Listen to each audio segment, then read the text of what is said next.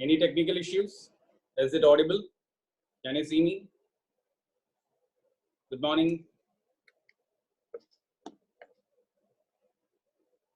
Okay, so let's start the class. So yesterday, I think we stopped at the religious beliefs of Harappans.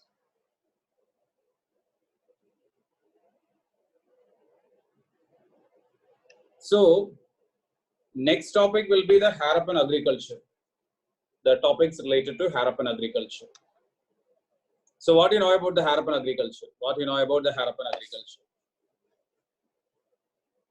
What was their principal crop? What was the principal crop of Harappans? What was the principal crop of Harappans? Yeah, the principal crop of Harappans was wheat. Wheat was the principal crop of Harappans, not paddy. Wheat was the principal crop. Why we are saying that wheat was the, or how we could say that it was the principal crop? Because we don't have any literary evidence or anything. But we are saying that Harappa people, their principal crop was wheat. How can we say that? The principal crop of Harappans was wheat. Remains were there. Okay, we discovered rice also. We discovered barley, cotton, date palm, lentils, pulses, so many things. So many oil seeds, mustard, sesame, so many things we discovered. But how can we say that wheat was the principal crop of Harappans? Once again, let me switch off the fan.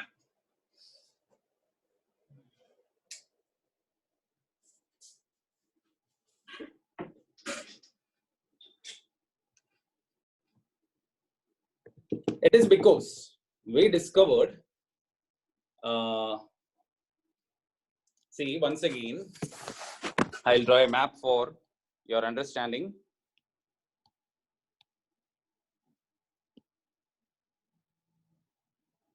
See the Harappan, someone is scribbling. One second.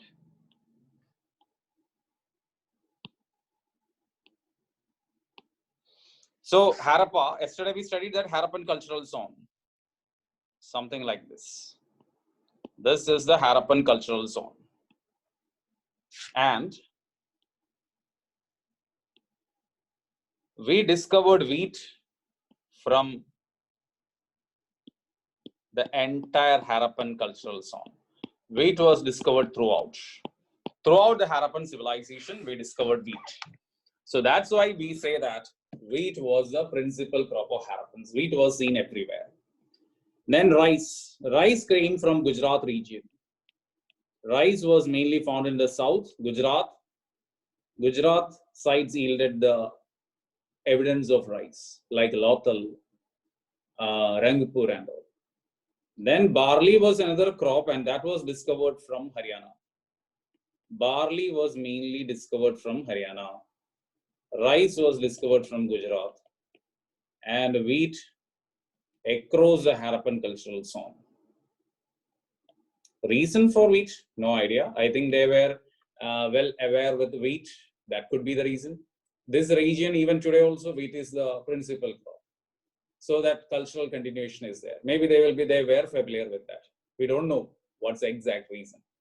So this was the principal crop of the Harappans. Then was there ploughing? Was ploughing practiced there? Yeah, geography. The alluvial soil is best suited for wheat better than rice. That could be the reason. Was ploughing practiced? Barley was found in Haryana. Barley was found in Haryana. Evidence of barley came from Banwali. Ploughing was practiced, yes or no? Bulls were there, that's not the evidence. Yes, ploughing was practiced. We got the evidence of ploughing from Kali Bangan. Evidence of ploughing we got from Kali Bangan. We discovered the marks like this, the plough marks, and world's first evidence of ploughing that came from Kali Bangan. First evidence of ploughing came from Kali Bangan. So ploughing was practiced in Harappa. Then They cultivated the crops after the floods.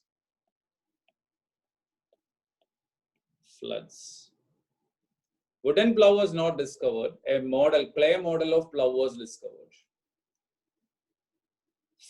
After the floods, the fresh alluvium was deposited on the plains. And after that, they used to cultivate their field. So this is related to Harappan agriculture. You need not worry about the crops and all those things which are there. This is enough for agriculture. Okay. And they had canals, they had irrigation. We discovered canals used for irrigation. We discovered reservoirs, probably used for irrigation and all. So canal irrigation was there. They had irrigation also, especially in the semi-arid region. See, these canals and reservoirs were discovered mainly in Mehergarh. Was also an Indus Valley site. Their continuation, cultural continuation is there in Mehergarh from Neolithic period onwards. It's there. But no need to study Mehergarh as a prominent site of Indus Valley. It was a rural center of Indus Valley. Canals and reservoirs were mainly in the arid zone, that is a dry zone. In the arid zone, these canals and reservoirs were there. So that's regarding the Harappan. Canals and reservoirs. We discovered canals and reservoirs from Harappan sites. And mainly they are found in the dry zone, like Gujarat, Baluchistan and all. Gujarat, Dholavira part, Baluchistan and all. We discovered these canals and reservoirs. Then Harappans also cultivated. Yeah, questions will be there. Definitely. Plowing was practiced. Indirectly, there will be questions. They won't ask. There can be statement. Paddy was the principal crop of Harappans. No, it was not. Wheat was the principal crop. This way the questions will be there. Then plowing evidence was in Kalibangan. Evidence of plowing came from Kalibangan. Then they produced cotton. Cotton was one of the prominent cultivation. Cotton was produced. Arid and semi-arid, both are there. No need to worry. Arid, semi-arid, desert-like locations are there. So that's regarding the Harappan agriculture. Now moving to the next topic, Harappan trade. That's the next topic, and this is very important. Harappan trade is very important point.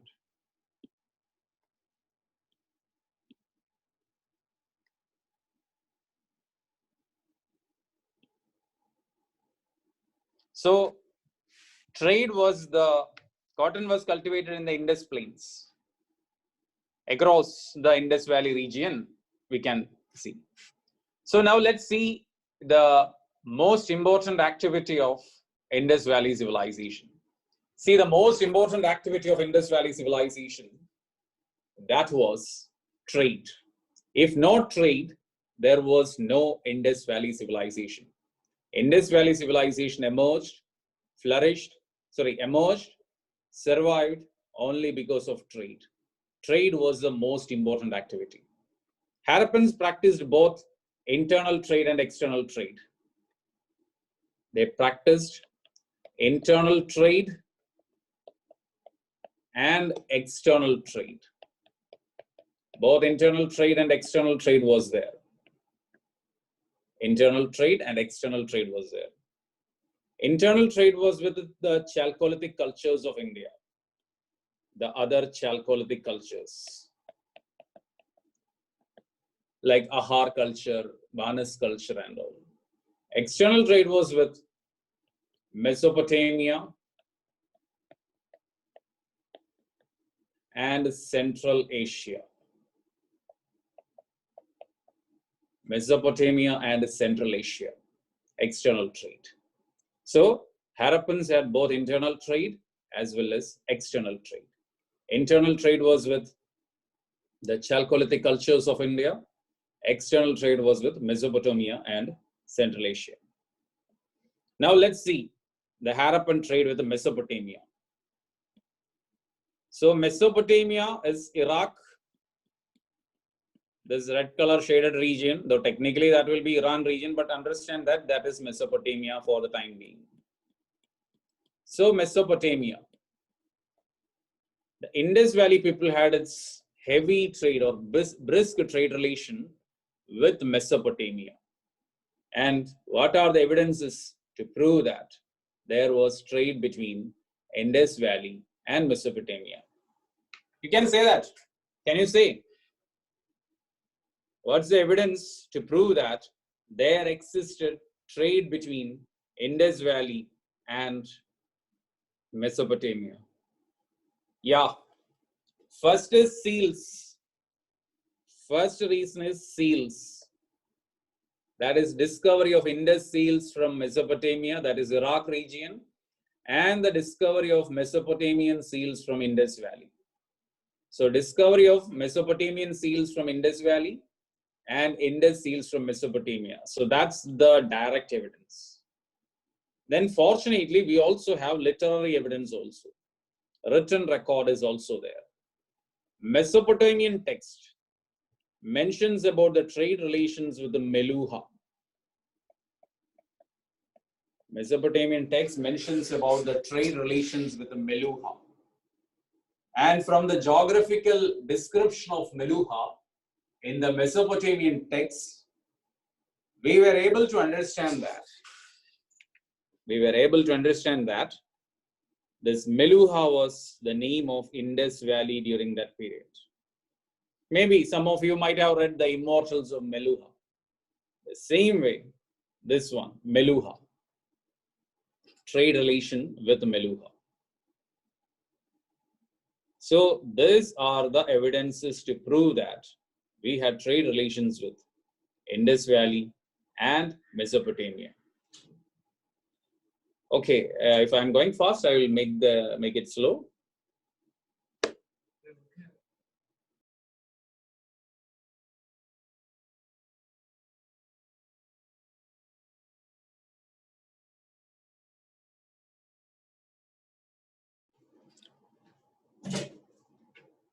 Okay, I will explain that point once more.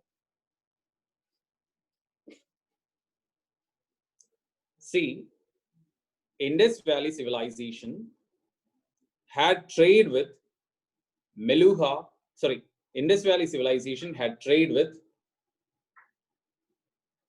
Mesopotamia, had trade relation with Mesopotamia. And that's the finest evidence for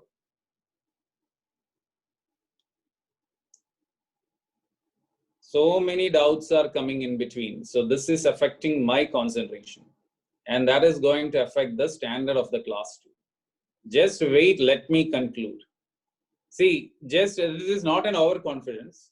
Once I finish one topic, I think most of your doubts will be over, because I am not feeling any, what we can say, excitement in the doubts, because most of these doubts I will be explaining in the lectures. I am not getting any doubts. Only 1 or 2 doubts is beyond my class. Okay. So most of the doubts I will finish after the class. So I will give a doubt clearing session after the class. All of you keep it with you. There's doubts coming in between is a trouble. If you have any technical issues that you are not hearing me, in that scenario, you just send me the message. Otherwise, just keep a refrain. You please have a refrain. Don't send me the message, because around 400 students are there. You just imagine that throughout the messages are coming. I can't focus on class, and that will affect you, because if I was in the class, I am 100% sure that my class will be 10 times better than this. That's my confidence. And I am adjusting with the online class. I am trying to give you the best possible way so that you feel that the faculty is just before you. So I'm not getting irritated, because I know you people will have the doubt. But assume that if I was in the classroom, how many of you would have raised doubts like this? So just wait. I will start the trade once more. So Indus Valley civilization, the lifeline of this civilization was trade. The lifeline of Indus Valley civilization was trade. And if there was no trade, no Indus Valley civilization. And as I said earlier, Indus people maintained internal trade and external trade. They had both the internal trade and the external trade. Internal trade, that is the local trade, that is within India, that was with the Chalcolithic cultures of India. Yesterday I discussed about the Chalcolithic cultures, copper hot cultures, as well as the Chalcolithic farming cultures. So Indus Valley people had internal trade with these cultures. And significantly, Indus Valley had external trade. And external trade was the key of this civilization, external trade. And Indus Valley people, they had the external trade with Mesopotamia and Central Asia. Mesopotamia and Central Asia. This is the points you require. When I go fast, you just listen, because that is just for an introduction part. Points, when I say, I will go very slow so that you will be able to write that. No need to worry about that. Okay. And at the end of the class, I will give you the mail ID and all, so that if you have any doubts, you can mail me also. No issues. Now, let's see how this trade happened. So, Indus Valley people had the best trade relation with, their most important trade relation was with Mesopotamia. Mesopotamia is our Iraq. That is, today is Iraq. That is the land between the Tigris and the Euphrates rivers. That is Mesopotamia. Indus Valley people had trade with Mesopotamia. It was a brisk trade, heavy trade relation, like India, China trade and all, Mesopotamia. And what's the evidence to prove that? There was trade between Indus Valley and Mesopotamia. The first evidence, that is seals. Yesterday I had drawn the seals now for that religious purpose and all.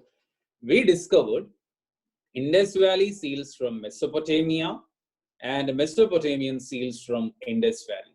So we discovered Indus seals from Mesopotamia and Mesopotamian seals from Indus Valley. So that's the direct evidence. Second one is a literary evidence. That is, written record is there. Mesopotamian text. Remember, Mesopotamian text, not Indus Valley. Indus Valley, we don't have any text. Mesopotamian text mentions about Meluha. It mentions about Meluha. And that Meluha, they mentioned that they had brisk trade relations between Meluha and Indus Valley. Sorry, Meluha and Mesopotamia. And we, the historians, or not, I am not a historian, the historians, they identified this Meluha with Indus Valley. Meluha was the term for Indus Valley in the 2000 BC. And how this Meluha identified, I have seen one doubt in between. See, they give geographical descriptions about Meluha. This river is there, that river is there, between this river and that river there is a hill, there is a forest, something like that. So we tried to discover where is this rivers, where is this hills and all. And the coast is mentioned. All this we came to know that Meluha is Indus Valley. So this is the trade relations between Mesopotamia and Indus Valley. And trade relation, trade items, plenty of items are there. Agricultural products were there. Ivory products were there. Then even the animals were captured and exported. Monkeys, tigers, all were captured and exported to Mesopotamia. So that was a brisk trade relation. Hope you all are clear with the Mesopotamian trade. If you have any doubts, keep it with you. After the class, I will give you 10 minutes. And even if you have further doubts, I will give you my mail ID. You can send me your doubts to my mail, no issues. So the trade with the Mesopotamia. Now, the Harappan people had external trade with the Central Asia. They had trade relation with the Central Asia. In the map, it will be Pakistan, but assume that this is Central Asia. And Central Asia, Indus Valley people had trade relations with Turkmenistan. Today's Turkmenistan, Afghanistan, and Iran. So Indus people other than Mesopotamia, they had trade relation with the Central Asia. And Central Asian trade was mainly on semi-precious stones. Semi-precious stones. Very simple spelling, sometimes we don't know. So semi-precious stones like lapis lazuli,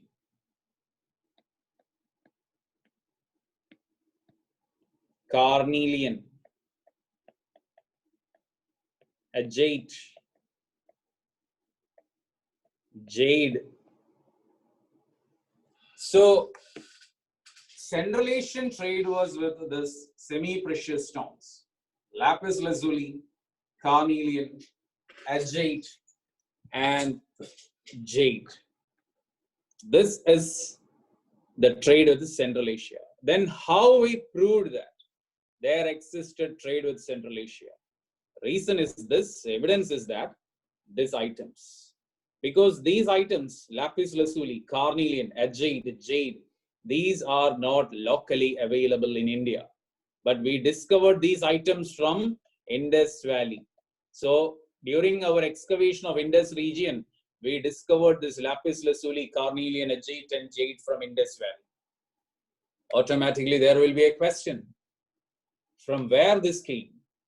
Then the answer will be Central Asia. Central Asia is the area where we get this. Assume that 3000 AD, our area excavated. Someone gets a Xiaomi phone or a OnePlus phone. So there will be some records, Xiaomi and OnePlus were made in China. Though they are produced in India now, but they are basically from China. So that is the direct evidence to say that in 2020, there was trade relation between India and China. So that means this is a critical point in historical research. When you conduct some excavations, you get some product of non-local raw material. Then easily we can understand that, yes, India had trade with the region that gave this thing. Why the people traded with Mesopotamia? Simple. Why Tamil Nadu and Kerala enter into trade relation? Kerala is much needed for the vegetable. Kerala is much dependent on Tamil Nadu for vegetables, eggs, poultry, because in Kerala, due to population pressure, there is no agriculture in a big way. So the region that provided our requirement, we will trade with them. So that's why Indus people traded with Mesopotamia. Mesopotamia traded with Indus Valley. And Mesopotamia is to the immediate west of Indus Valley, neighboring region.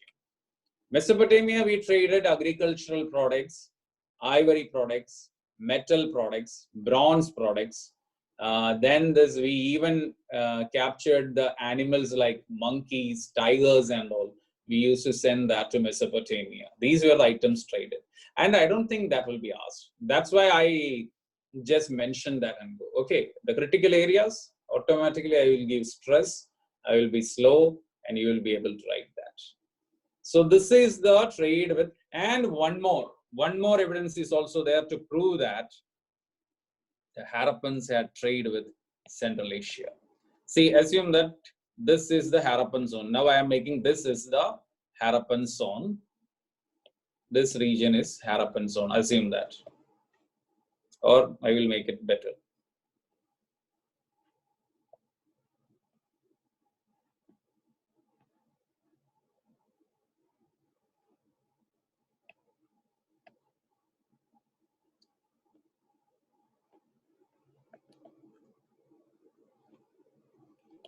Afghanistan, then Central Asia.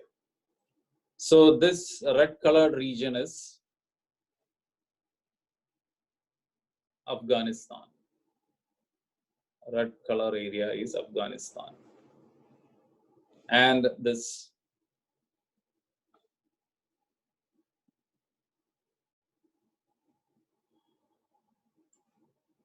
blue colored region is Indus Valley.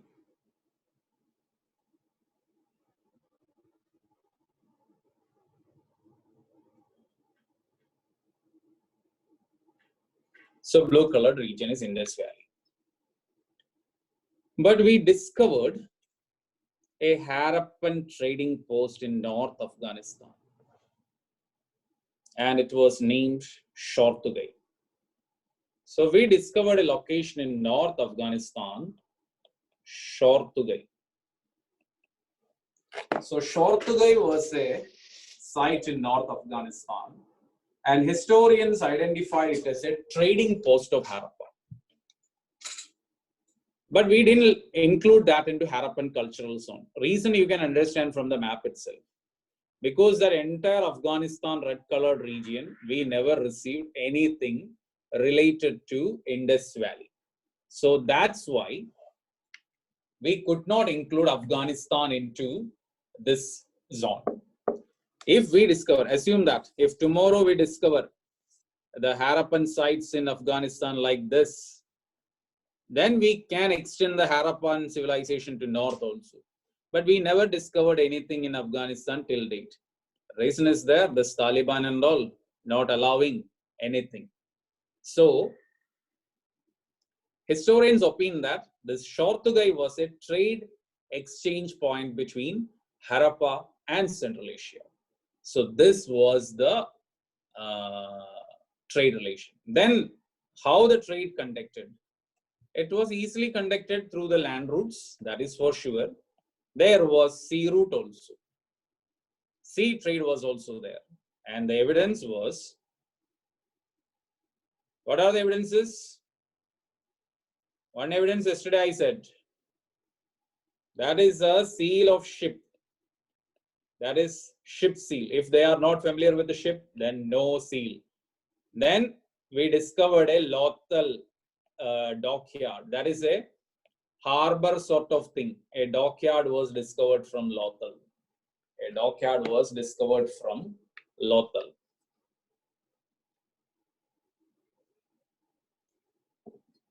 So this proves that there existed sea trade as well as the overland trade.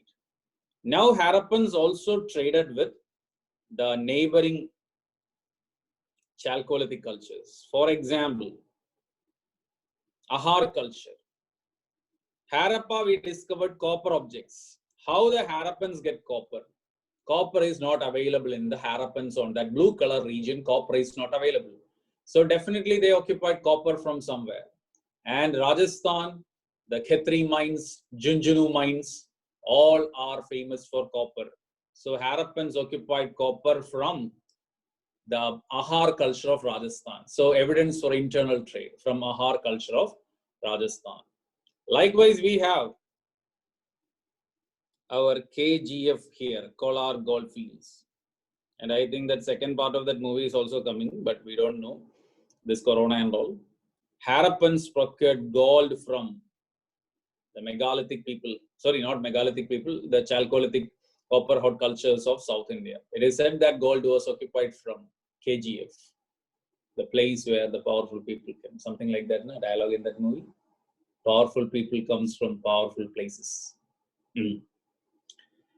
So this is related to the trade of the Harappans. Then probably the trade was through barter system, exchange, or sometimes they use seals as the item of exchange. We are not sure how it was. Sometimes seals were used as coins, or else it was barter system. Like we have plenty of figures in our coins, na? Jhansi Ki Rani, Subhash Chandra Bose, Jawaharlal Nehru, Mahatma Gandhi, Thiruvalluvar. So many leading figures are in the Indian coins. So it could be something like that. So that's regarding the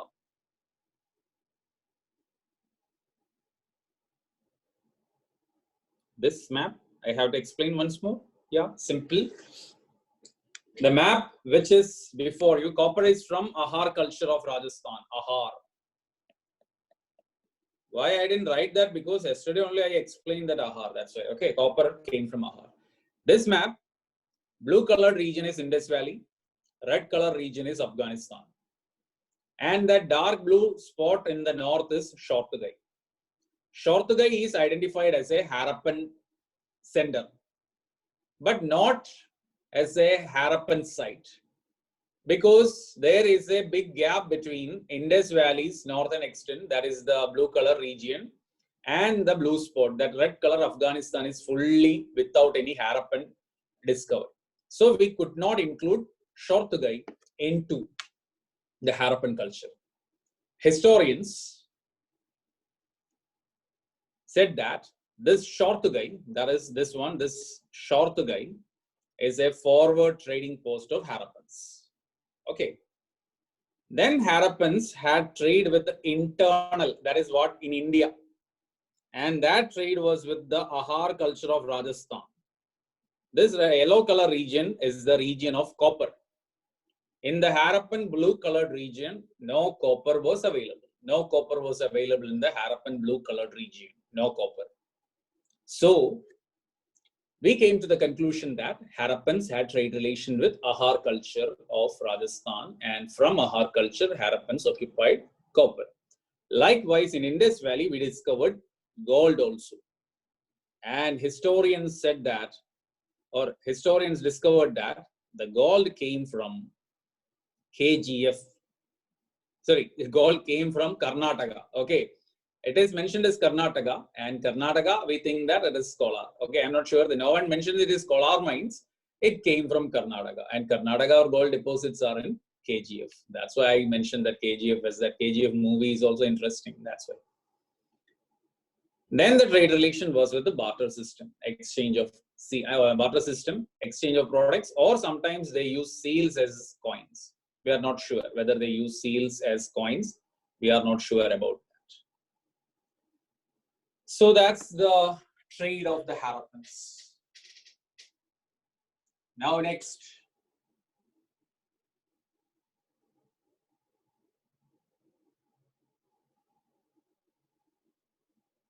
Harappan polity. Harappan political life or Harappan rulers. What you know about the rulers? That's the next point. What you know about the rulers? Excuse me.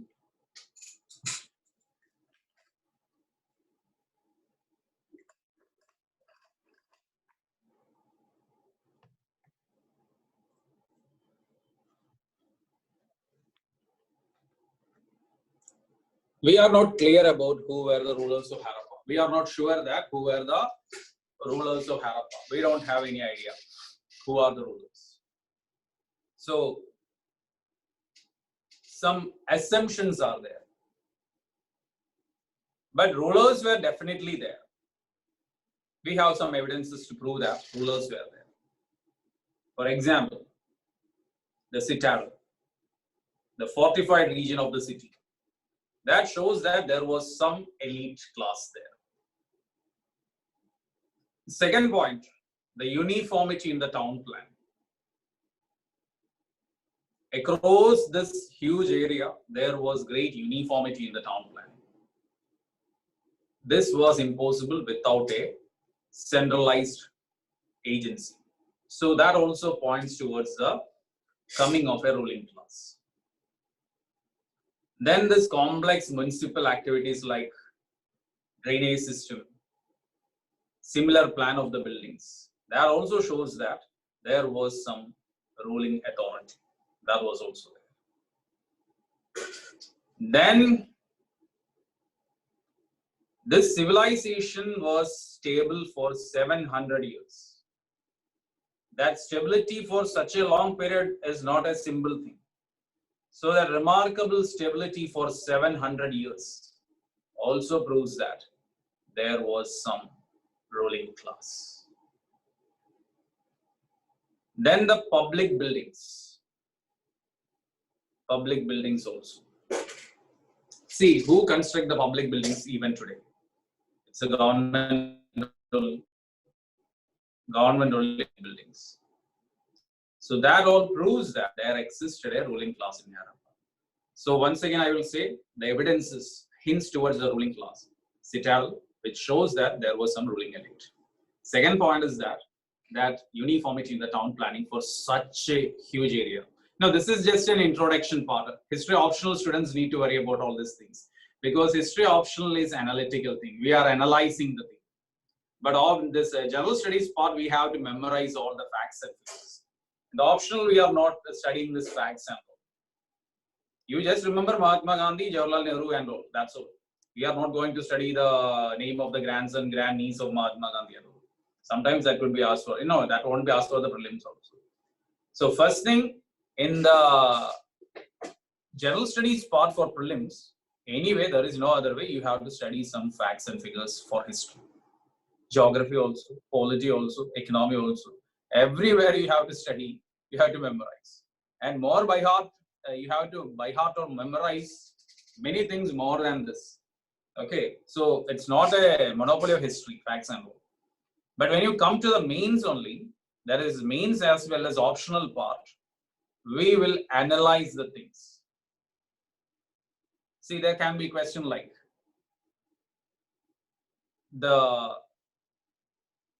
it is unrealistic to attribute that there was no ruling class in Harappa. That can be the question in the option. Then we will say that no, it is unrealistic to say that there was no ruling class, because we have the evidences, the citadel, the remarkable uniformity, the complex municipal activities, complex economic activities, stability for 700 years. Then the public buildings also shows the ability of the government to tax and bring the labor. All this shows that there existed a ruling class. It is beyond any doubt that there was some ruling class in Harappa. So here you are not memorizing anything. You are just analyzing. You are just like a police officer or a detective analyzing the past events. And that I will explain that our faculties, okay, me and Sharanamurthy are taking history optionals at different locations. He is taking in Chennai.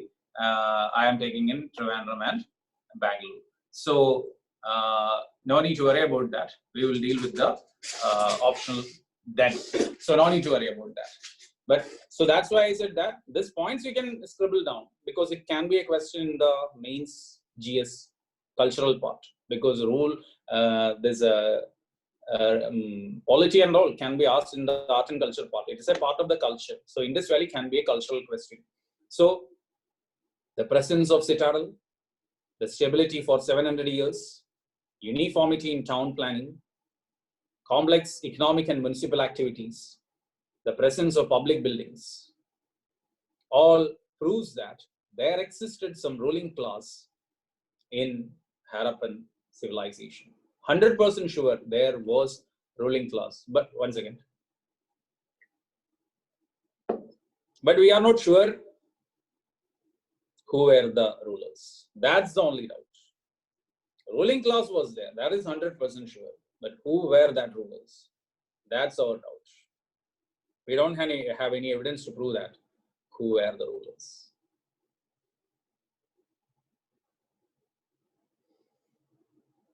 We can eliminate. Elimination is the key to succeed in prelims. You should know the art of elimination. No one is going to clear the prelims with 100% knowledge. No one is going to clear. How long you study, how much you study, how many times you study. Prelims as well as mains, prelims to the more, 50% knowledge and 50% confidence is the prelims. Even if you study many times also, you won't be sure than more than 30 to 35 questions out of 100. You will have sure short questions 30 to 35. Remaining is elimination technique, 50-50 questions you will deal.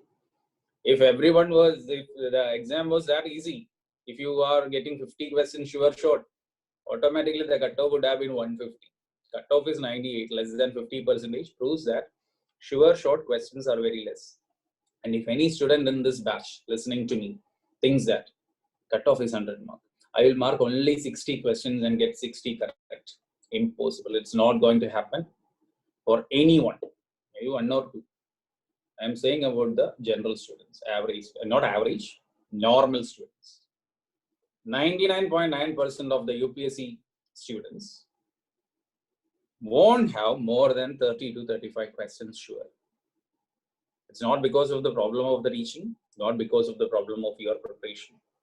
It's the wonder of UPSC. And for that, I have 100% regard for UPSC. Wonderful question setting.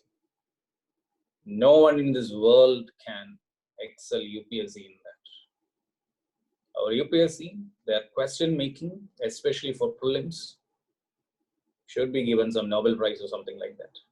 I don't know how come this, because I am closely analyzing the question papers for the last 13 years.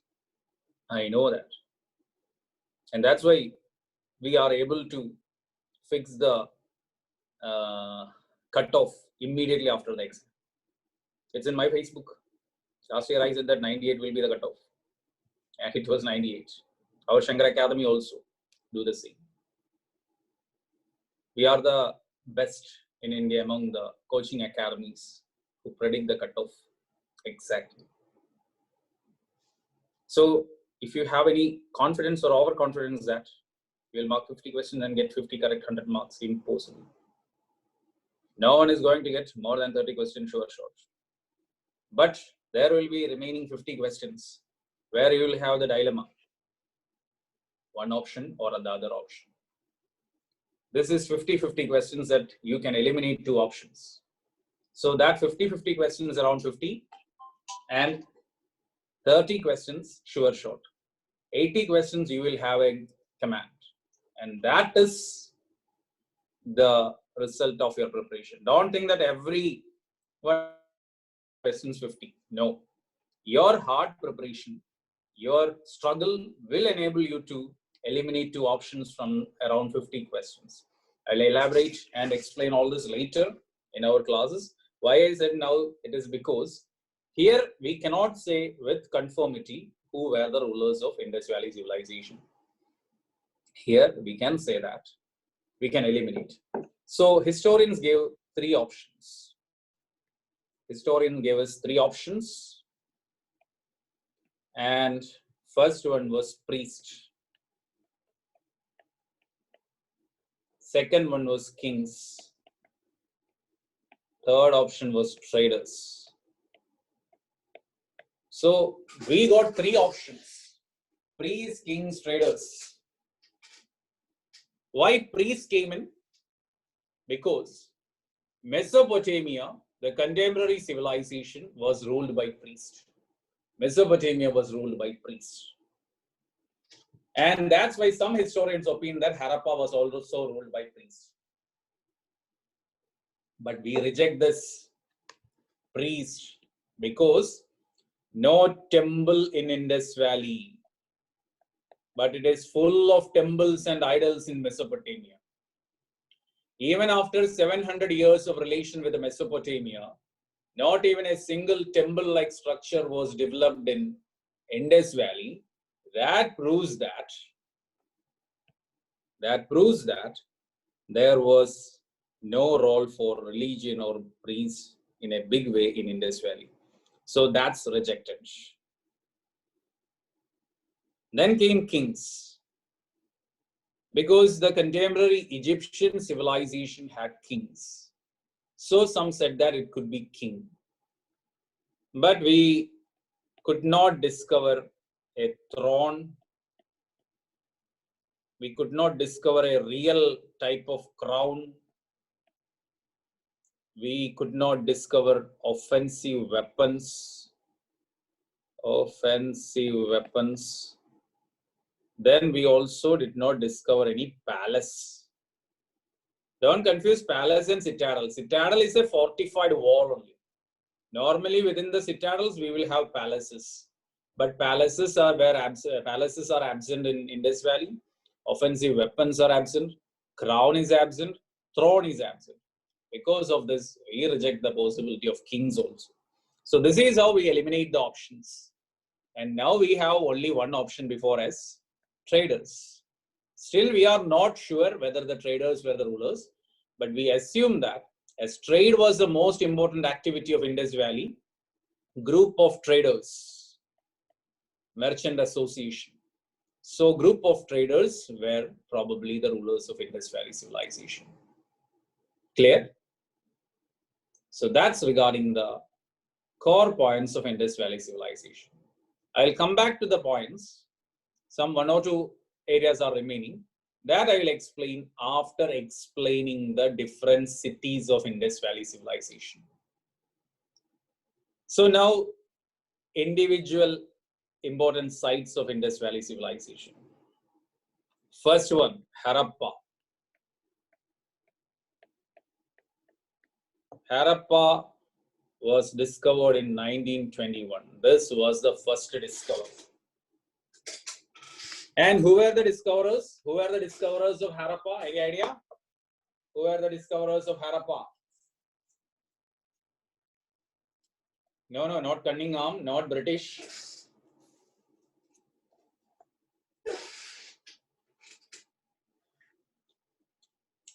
Railways and all were started. Yeah. Answer is Dayaram Sahni and M.S. Watts.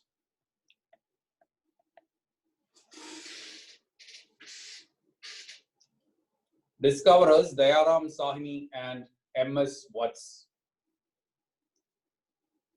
It's not English Watts, not like James Watt and all. It is Indian, Madhav Sarup Watts. Harappa is in Pakistan, Punjab. It's in Pakistan, Punjab.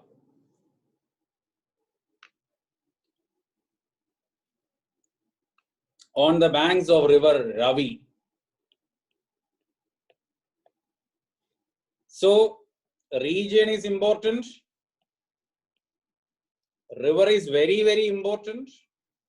And for the coming years, I feel discoverers are important because 1921, 2021, 100th year of discovery.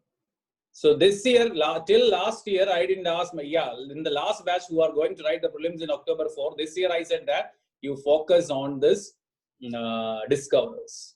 For the last, from 2012 onwards, I never forced the students to study discoverers. But now I feel that discoverer may appear in 2020 or 2021. So you people should study this discoverer's name. Now important discoveries from Harappa. Great Granary, the place where they used to store their Great Granary was discovered. Then from Harappa, we discovered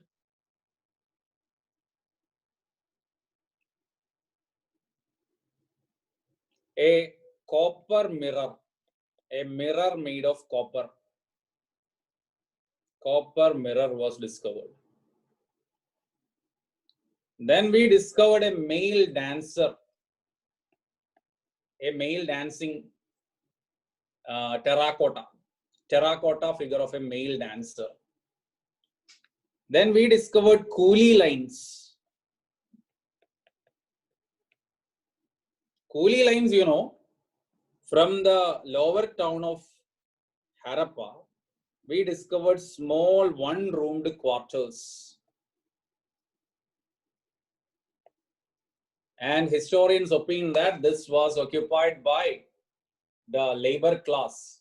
And this coolie lines is used by the historians to prove that there existed social discrimination in Indus Valley. This is for Harappa, individual site of Harappa, not for the civilization. What all points I mentioned, that this too, individual site of Harappa, only Harappa site in Pakistan. This is not for entire Indus Valley, this is only for that Harappan city.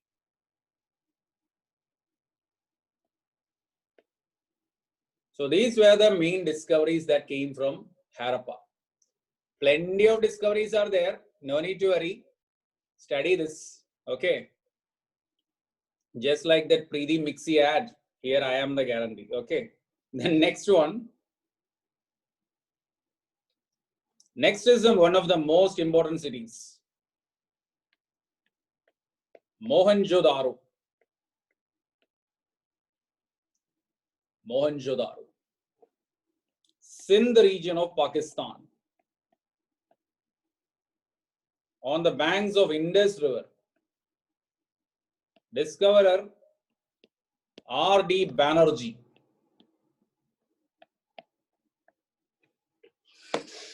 So discoverer was R.D. Banerjee.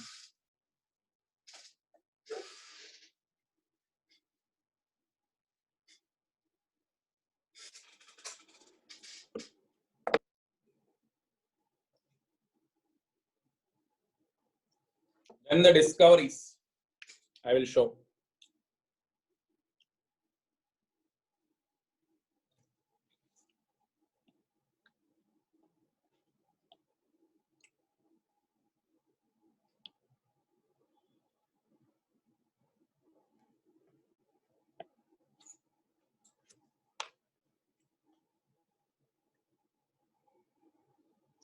Year of discovery Mohenjo-daro is 1922, I think.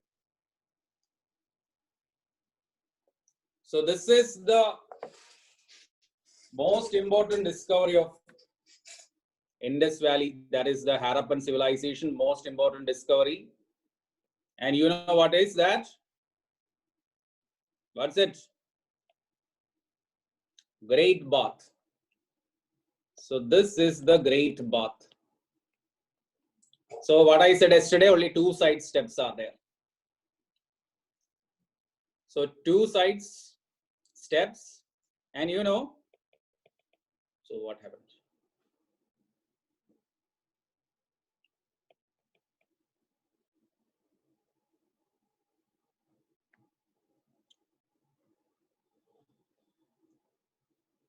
One second. This is not coming as the easy way which I had seen earlier. What happened? One second, let me stop the share.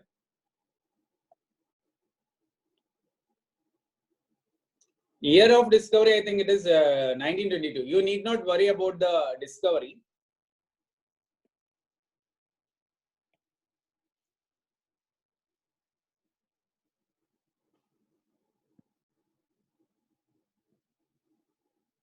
What's happening with that? I am not able to share that content. One second.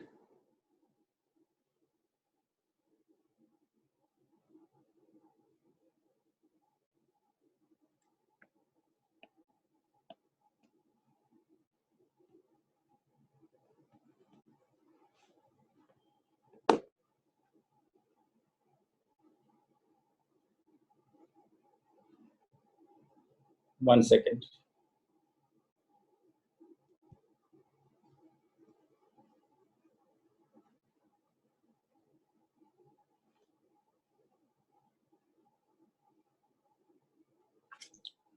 See, we are saying about Mohenjo-daro right now. So don't ask Harappa again. I said that we move to the next city, Harappa, Mohenjo-daro. Okay. Just listen. This is the Great Bath. This is the Great Bath. Hope you can see that. I don't know that presentation is not working the way I expected.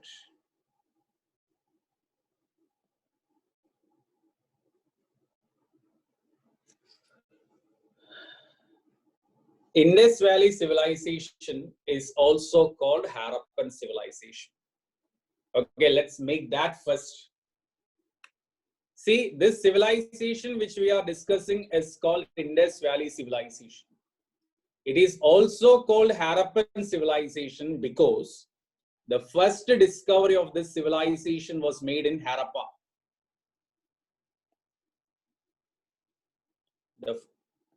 See, I will explain. First, you have to understand that. See, yesterday onwards, we are discussing the most lengthiest topic of ancient India, that is Indus Valley civilization. Indus Valley civilization is the term for this civilization. This civilization is also called Harappan civilization because the first discovery of this civilization was made in Harappa, Punjab, Pakistan in 1921. And archaeologically, historically, there is a tradition, there is a norm that the ancient civilizations will be named after the first site discovered. So here it was first discovered in Harappa 1921. And that's why it was called Harappan civilization. If it was discovered in Mohenjo-daro first, we would have studied this as Mohenjo-daro civilization. So the term Harappan civilization is a general term for the civilization. In that, we have to study about Harappa also separately. So Harappa, okay. I mentioned what all we discovered in Harappa. Now we are moving to Mohenjo-daro. And I was trying to share that presentation, but it's not functioning smoothly.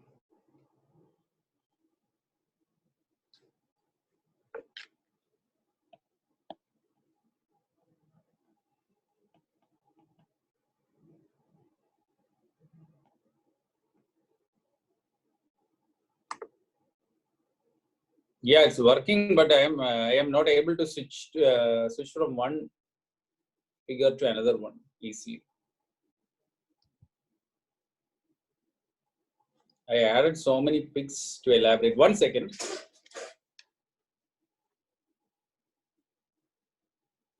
Yeah, this is the Great Bath. And the point which I was trying to explain to you is this only. See, this Great Bath was fully covered under mud up to this level. And we, with our careful excavation, we were able to rediscover this Great Bath. So Great Bath was the first thing we discovered in Harappan civilization. Then next,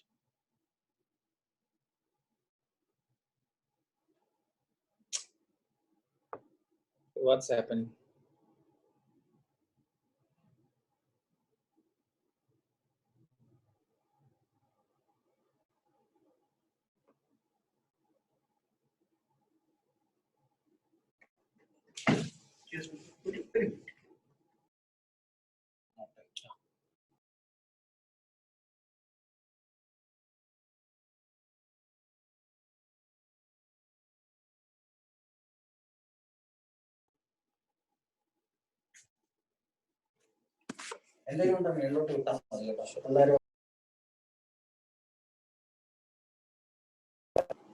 See, Harappan civilization, this Great Bath is only in Mohenjo-daro. Now we are discussing about Mohenjo-daro. See, in your notes, you write Mohenjo-daro city, R.D. Banerjee, Sindh region of Pakistan.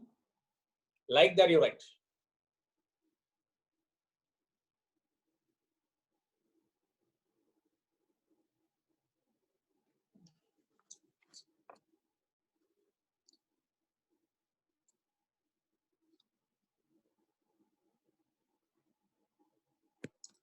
Okay, now can you hear me?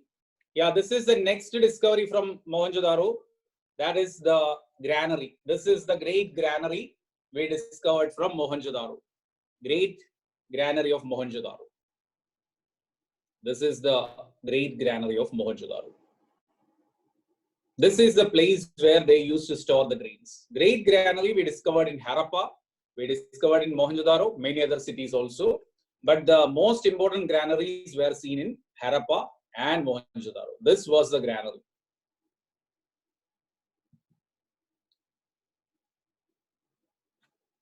Actually, when I tried the trial, there was no issue, and I don't know what is happening right now.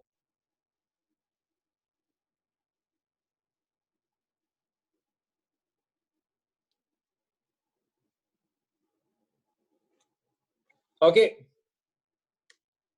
just take a break for 2 minutes. Let me try. Let me give that. Great granary is the place where the Harappans store their food grains. Granary is the place where they used to keep their food grains. And great granaries were discovered in Harappa as well as Mohenjo-daro. Just 2 minutes break.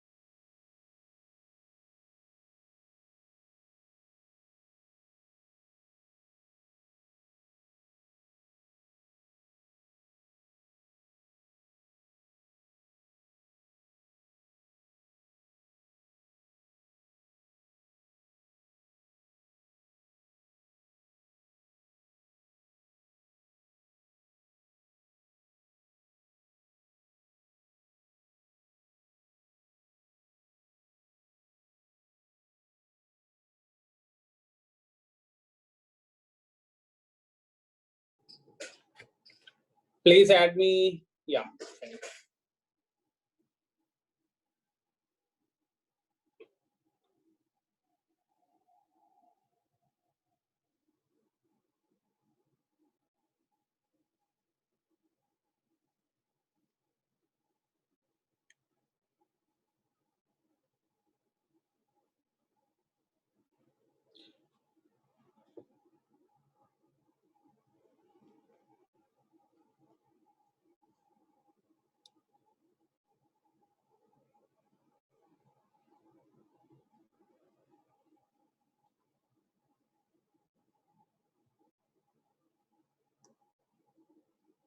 So great granary. Now next, Mohenjo-daro.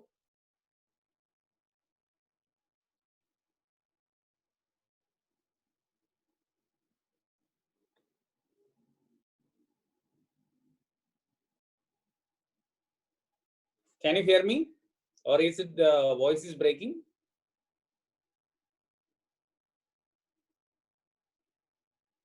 Okay, let's, I will elaborate. So no chance of photos today. So we discovered the great granary. Then we discovered assembly hall. We discovered an assembly hall in Mohenjo-daro. Assembly hall. An assembly hall with the pillars. An assembly hall was discovered. Assembly hall. That was there. Then we discovered coolie lines. Here also in Mohenjo-daro, coolie lines. We discovered coolie lines in Mohenjo-daro. Then we discovered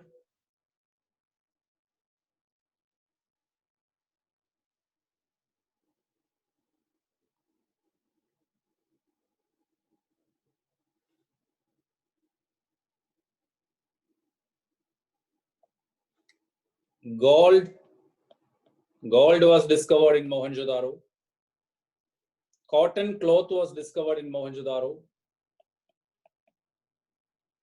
Gold was discovered. Cotton cloth was discovered. Then a female dancing statue, a female dancer, a bronze statue of a female dancer, bronze statue of female dancer was discovered. Then the statue of a beard man, statue of a beard man was there. You write this, I will try to show you the pics after I give a 5 to 10 minutes break. After finishing all the cities, I will try to show you the pics. So a beard man was discovered. Then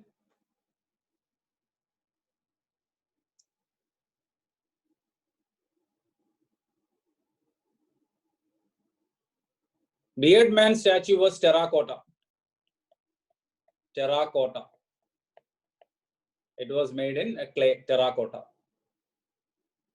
Then we discovered the seal of Pashupati Shiva. Seal of Pashupati Shiva was discovered. Then terracotta of Mother Goddess was discovered. Terracotta Mother Goddess was discovered. Great granary was discovered in both Mohenjo-daro and Harappa. Great granary was discovered in both Mohenjo-daro and Harappa. I already said for Harappa great granary. Here also Mohenjo-daro also great granary. So terracotta image of Mother Goddess, seal of Pashupati Shiva were discovered. So once again, the things we discovered in Mohenjo-daro,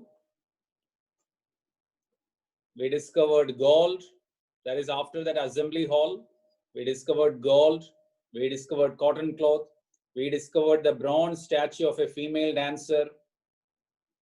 Then beard man, a statue of a beard man in terracotta. Then we discovered the seal of Pashupati Shiva, also called Proto Shiva. Great Bath we already mentioned. Then a terracotta figure of Mother Goddess. These were the items. Terracotta is clay. Clay is terracotta.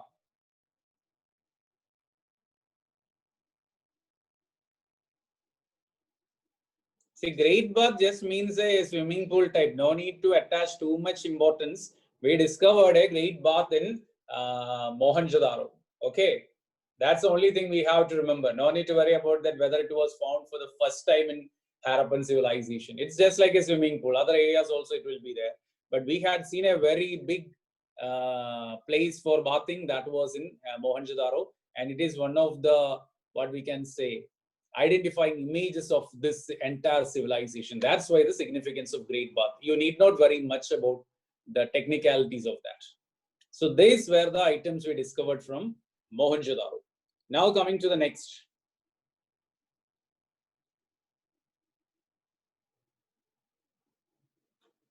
Kalibangan. Next city, Kalibangan. Kalibangan is the next city. Kalibangan is in Rajasthan, on the banks of Gagar Hakra, discovered by Amalananda Ghosh. So Harappa is in Rajasthan, on the banks of Gagar Hakra, and its discoverer was Amalananda Ghosh. Amalananda Ghosh was the discoverer.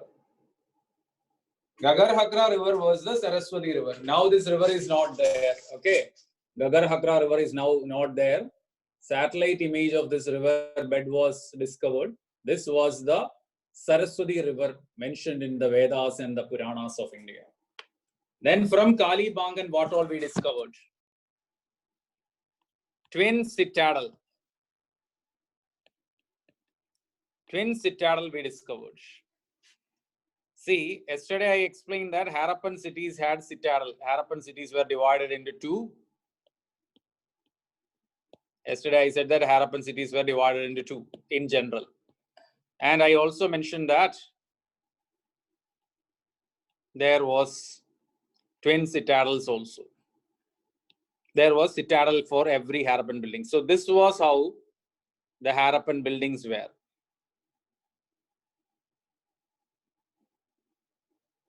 Harappan buildings had a citadel. We discovered a citadel for the lower town also in Kalibangan. So Kalibangan, both part of the city fortified. So that is one important discovery of Kalibangan, twin citadel.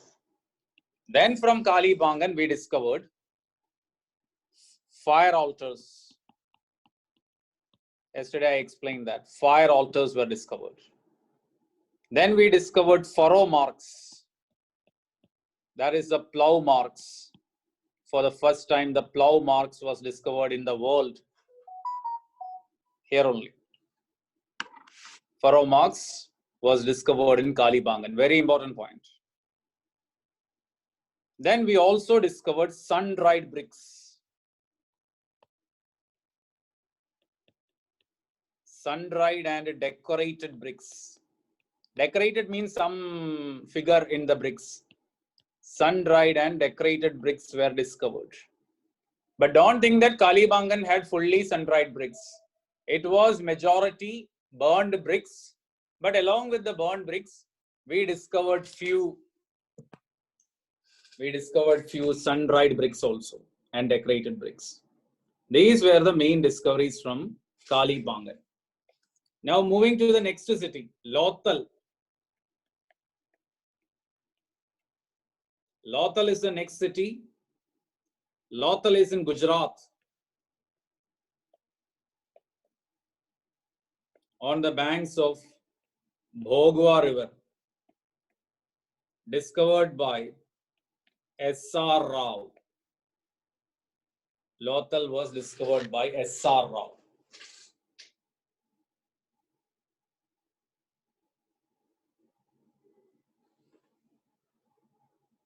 See, Kalibangan was discovered by Amalananda Ghosh.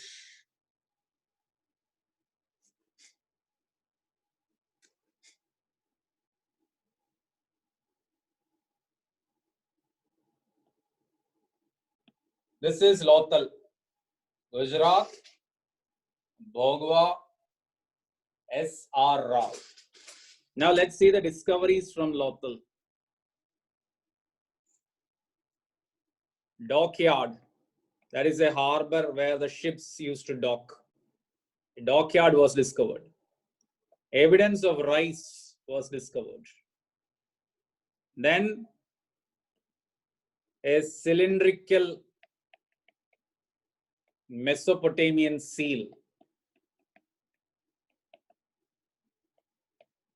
made of ivory. A cylindrical Mesopotamian seal made of ivory was discovered in Lothal. Then couple burial. A man and a woman buried together. We discovered a grave which gave the evidence of a couple burial. A man and a woman buried together.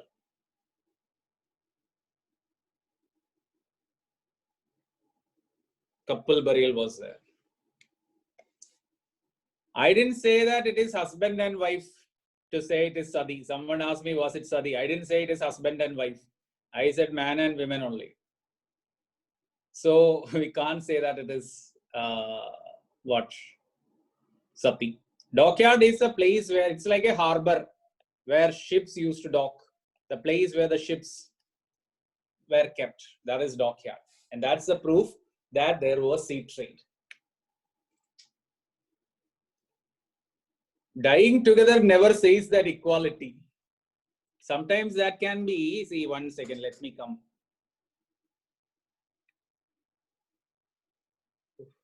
See, Mesopotamian seal made of ivory. See, seal is made in ivory. In an ivory piece, a Mesopotamian seal was made. That's it. Okay, that is what. Indus seals were made in steatite. Mesopotamian seals were made in ivory. What was that point I was trying to elaborate? Someone asked me that. Equality or something. Yeah. See, that can be dishonor killing also. Like today, a girl and a boy might have loved and the community was angry with them and both of them were killed and buried together. So we can't say that whether it was husband or wife, whether it was lovers or two accidental death. We can't say anything like that. We got two skeletons in a single grave. And that's the evidence to say that it was live-in relation also. So many things are coming up. So it's an evidence for couple burial. Then next. Then from Lothal, we discovered the story of Clever Fox. Story of Clever Fox. That story was painted in a pottery. That story was painted in a pottery. Just like our Panchatantra story. Fox, crow with a fish in the fish or some food item in the branch. So that resembles that story, Panchatantra story. So that is the story of Clever Fox was there in Lothal. Then in Lothal, we discovered dice and a dice board. Dice, you know, this thing.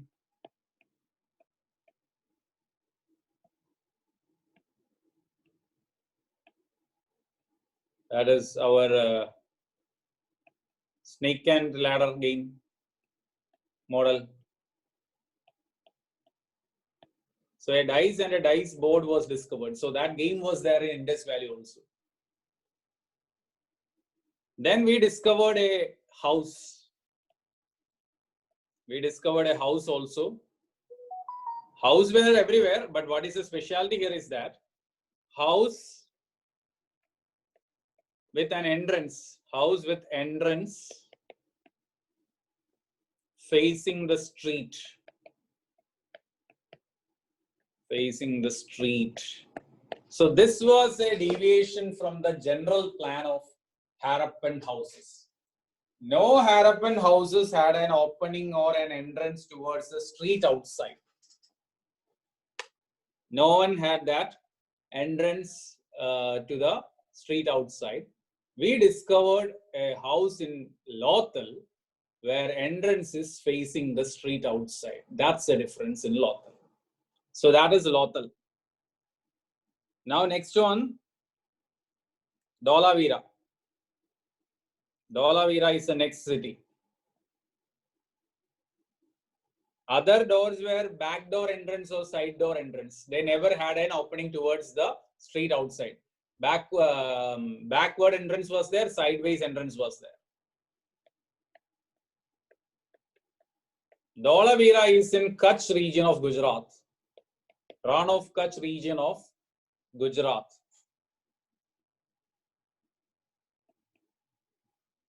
Discoverer was Jagpati Joshi.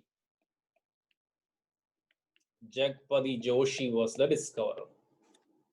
Jagpati Joshi, he was the discoverer.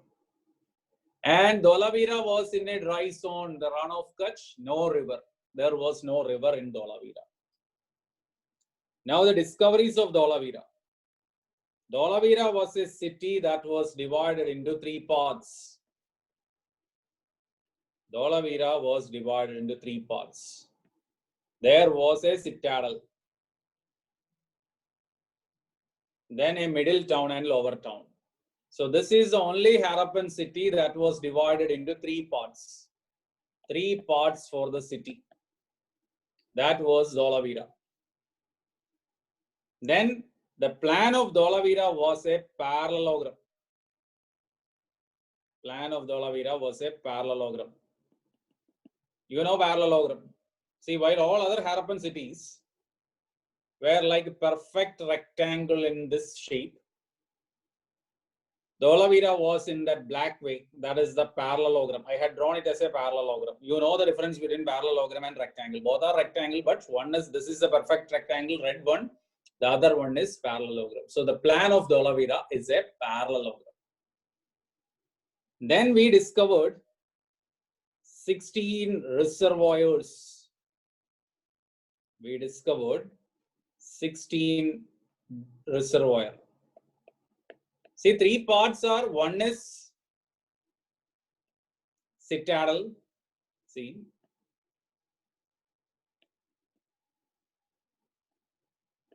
one is citadel. See, this one, there was a citadel. Then a middle part of the town, middle town and lower town.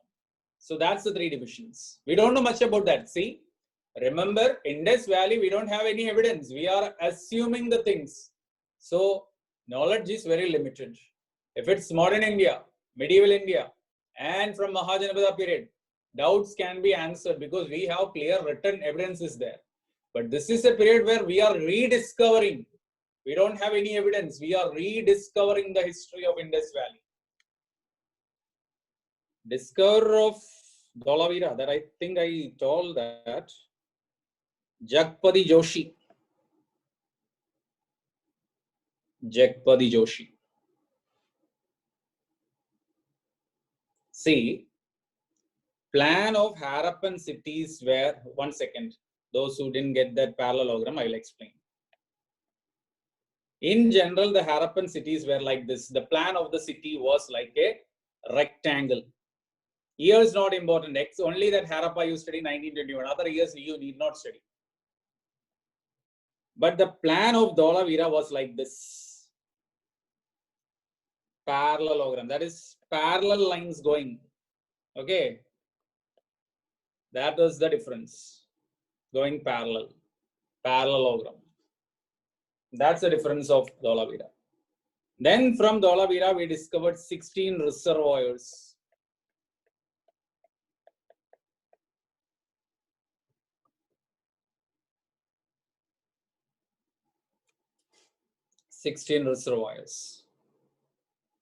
Then we discovered a stadium.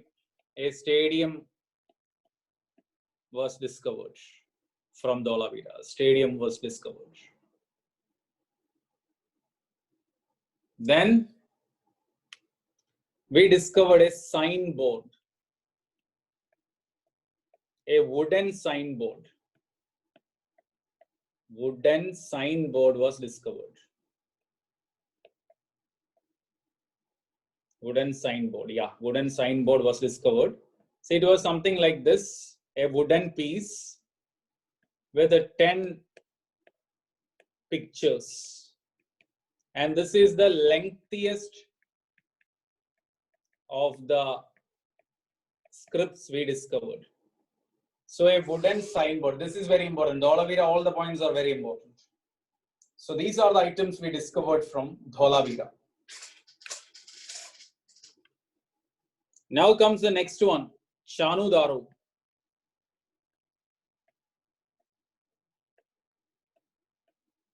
Chanudaro is in Sindh region of Pakistan.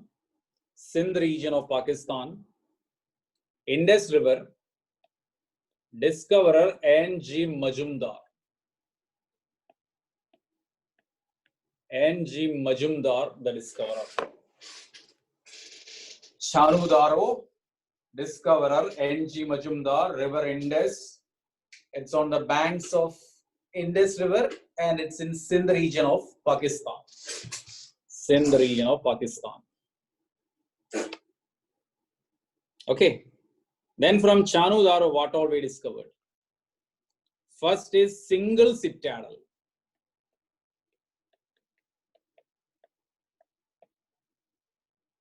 That is entire city within a citadel. There is no division for upper town and lower town.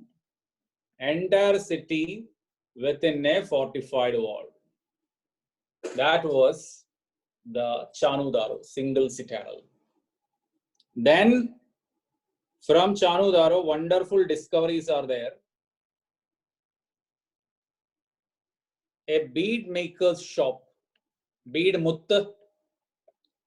maker's shop was discovered. Then lipstick was discovered. Then kajal was discovered.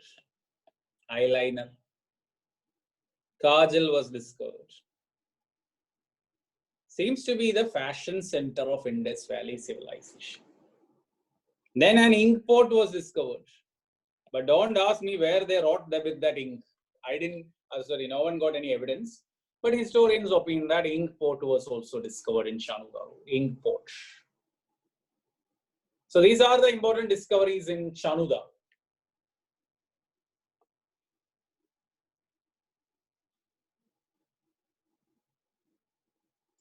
What is the difference between single and twin citadel? Single citadel means only one citadel.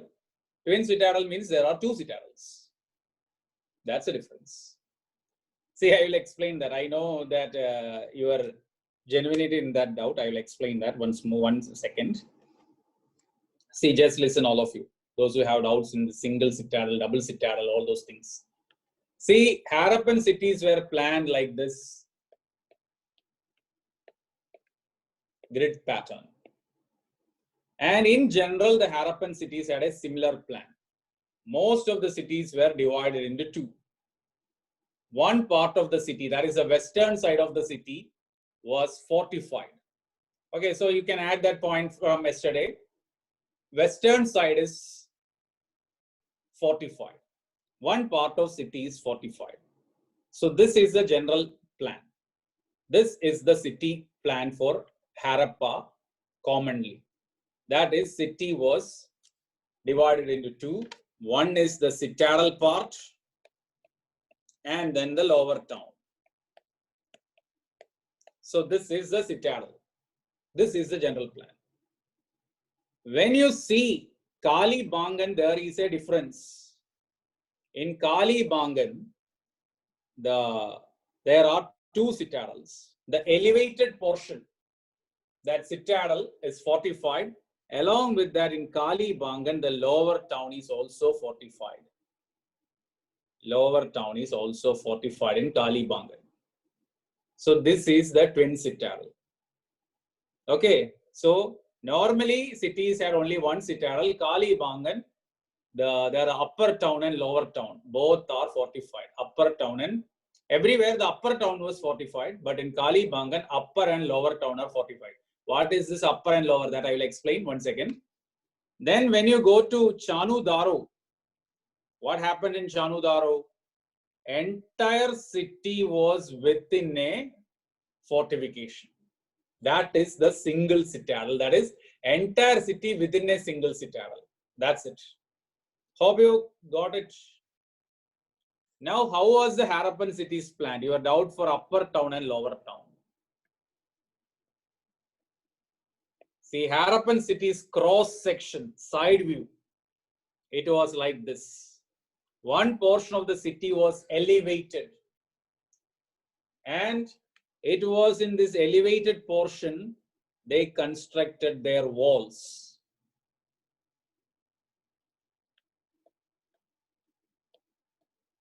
So this is the upper town or the citadel region, and this is the lower town. So that's why it is called a lower town. Instead of upper town, we used to call it as citadel because that upper town was fortified. Why they had citadels? Rulers, their treasury, their resources to protect it from the invaders, robbers and all. That's why. Just like we have compound walls for our property. South Indian temples are surrounded with walls. Does it mean they had wars? Robbers could be there. We don't have the evidence for war. There could be some robbers coming. That's it. Then next, Lothal burial ground, that is, no need to worry, that couple burial is required for Lothal. So these are the important discoveries from the Harappan cities. Then one more is there, Ropar.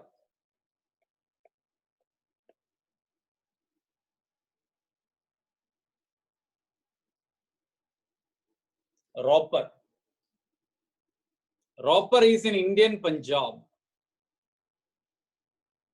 Indian Punjab. On the banks of Satluj River. Discovered by Y.D. Sharma. Ropar, Punjab, Satluj, discovered by Y.D. Sharma. Here we discovered the burial of dog with the master. Burial of dog with master. So this was what we discovered in Ropar. Burial of dog with master. Discovered by Y.D. Sharma. Y.D. Sharma. Discovered by Y.D. Sharma.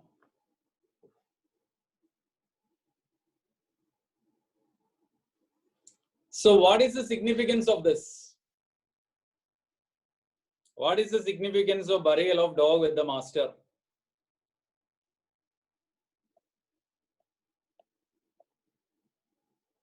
Not loyalty, domestication and all. Historian says that it is a Harappan belief in life after death. So the question won't be which city yielded the evidence of dog with the master. Question can be Harappans believed in life after death. Yes. See, the scenario is like this. The master died and master is going to the other world. People thought that he needed a companion in the next world. Yeah, many other grave goods are also there. They added this grave goods also. We did that. I will explain in the burial. Okay. So here it was dog with the master. Idea is life after death. Harappans earlier, the man used to thought that we are going for some trip or something like that after the death. This was the belief of many communities. So historians opine that the master need a companion. That we cannot say that couple burial. Couple burial, that may be that forcefully you have to kill one. We don't have any evidence to do that. And the thing is that the couple burial, the two skeletons we discovered from Lothal, we had the proper DNA analysis of that skeletons, and both died because of some injuries, and almost at the same time also. So it's not the life after death. Life after death is given for this dog and the other grave goods like gold, pottery and all. So question will be like this. See, once there was a question. See, all this information they won't ask directly. Once there was a question, which Harappan city yielded the evidence for efficient water management? There was a question. Say the answer. Which city yielded the evidence for efficient water management? Yeah, now suddenly all are saying Dholavira, thankful. Mohenjo-daro is also coming. See, option, great, but this Mohenjo-daro was there, Dholavira was there, Lothal was there, some other site was also there. Now you will say Dholavira because it is in your memory just 10 minutes back. But this great bath in Mohenjo-daro will be in your mind even if you study Dholavira also. After 6 months from now, first thing will come to your mind is great bath, not the reservoir of Dholavira. Many people thought that swimming pool is the efficient water management and they jumped into great bath and got drowned.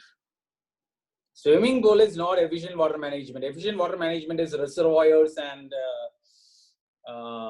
canals and all. So this way they will ask a question.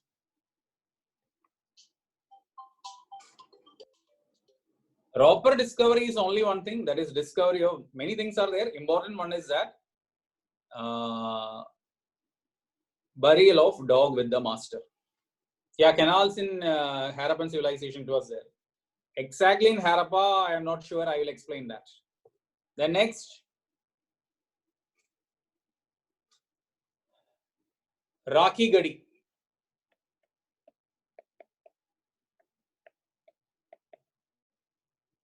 Yeah, Dholavira is the answer for efficient water management, 16 reservoirs. Rakhi Gadi is in Haryana. Rakhi Gadi is in Haryana. Gagar Hakra River. Gagar Hakra River. Original discoverer was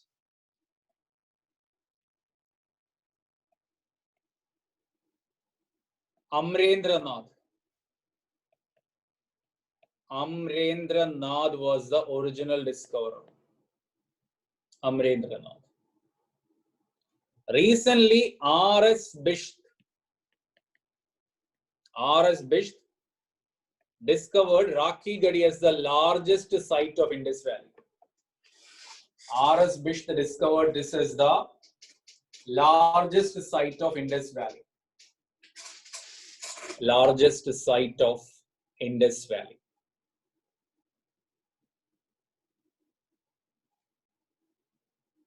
So, Rakhi Gadi, not Mohenjo-daro, is the largest site of Indus Valley. Largest site of Indus Valley. So, originally discovered by Amrendranath, this place, and later further excavations were conducted by R.S. Bisht, and in around 2011-2012, R.S. Bisht discovered that Rakhi Gadi is the largest site of Indus Valley.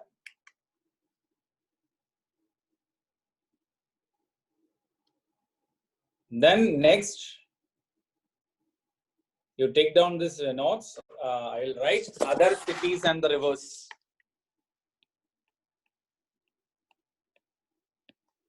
Banwali on the banks of Gagar Hakra. It's in Haryana. Haryana. Discoverer R.S. Bisht. R.S. Bisht is the discoverer. Then Alamgirpur, Uttar Pradesh, on the banks of Hulas. On the banks of Hulas River. Discoverer Y.D. Sharma. Rakhi Gadi, we don't have any specific discovery, so that's why I didn't mention that. Y.D. Sharma was the discoverer here also.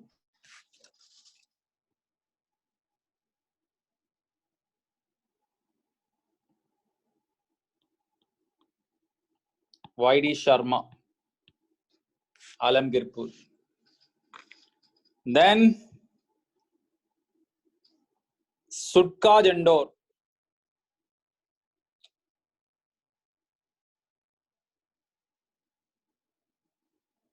Banwali River is Gagar Hakra. That is GH, Gagar Hakra. Sutka Jandor.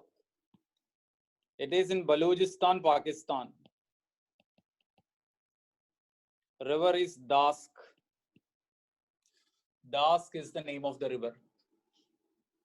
And discoverer, I don't remember. That I will say in the next class. Discoverer of Sutka Jandor. Now you take a break for 5 minutes. I'll be back. Surkotada is not that important.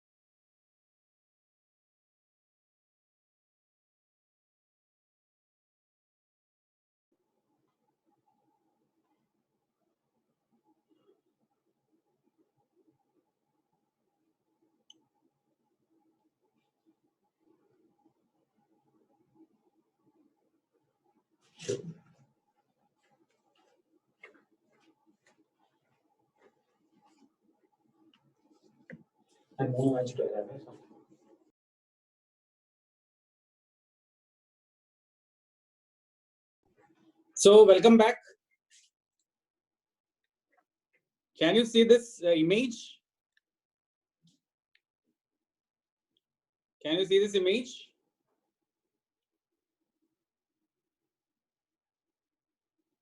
Yeah. This is what the seal of Pashupati Shiva. This is the seal of Pashupati Shiva that we discovered from Mohenjo-daro.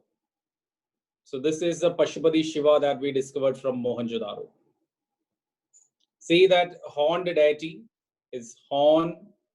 You can see the elephant, the tiger, bull, rhino. Then the Harappan script. See that the script is getting crammed towards the left side. And 2 deers are also there here. Downwards, we have the deer also. So this is what the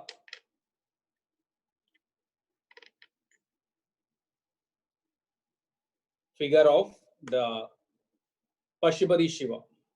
Then next,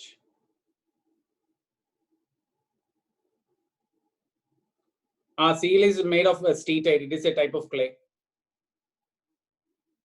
Then this is the statue of the beard man. Resembles a modern leader of India. Isn't it? This is the statue of the beard man. Fashionable fellow. See the design in his dress. Many identified him very easily. So this is the statue of the beard man. Stone. It's made of stone. Okay. So this was called the priest king of Mohenjo-daro or Harappan civilization, but we don't say believe in priest or king as the ruler. The next one,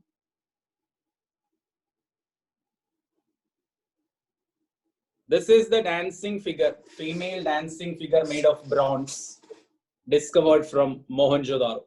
And it is just 3 inches. Okay, this statue is less than 3 inches.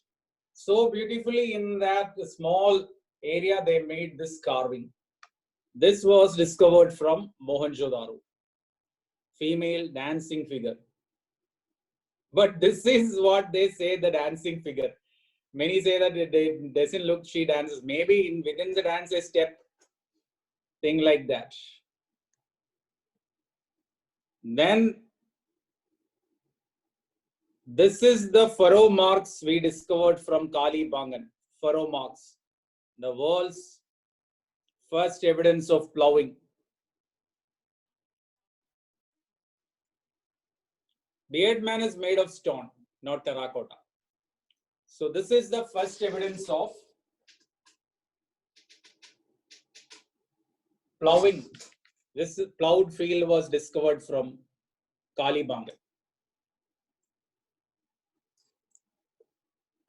Then next, this is the jar we discovered from Lothal, where the story of fox and crow.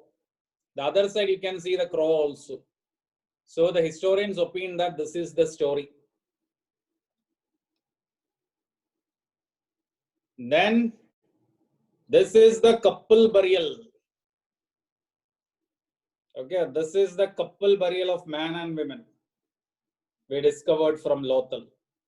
Pottery of IBC, I will explain. Right now I will explain. Wait.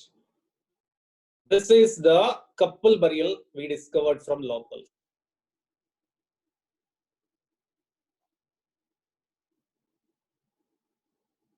Then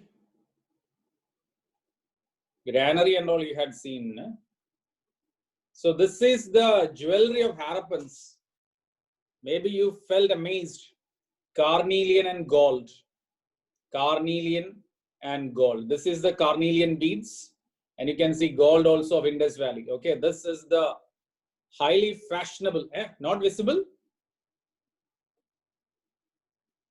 What happened? Till now, is it visible now? One second, let me try once more.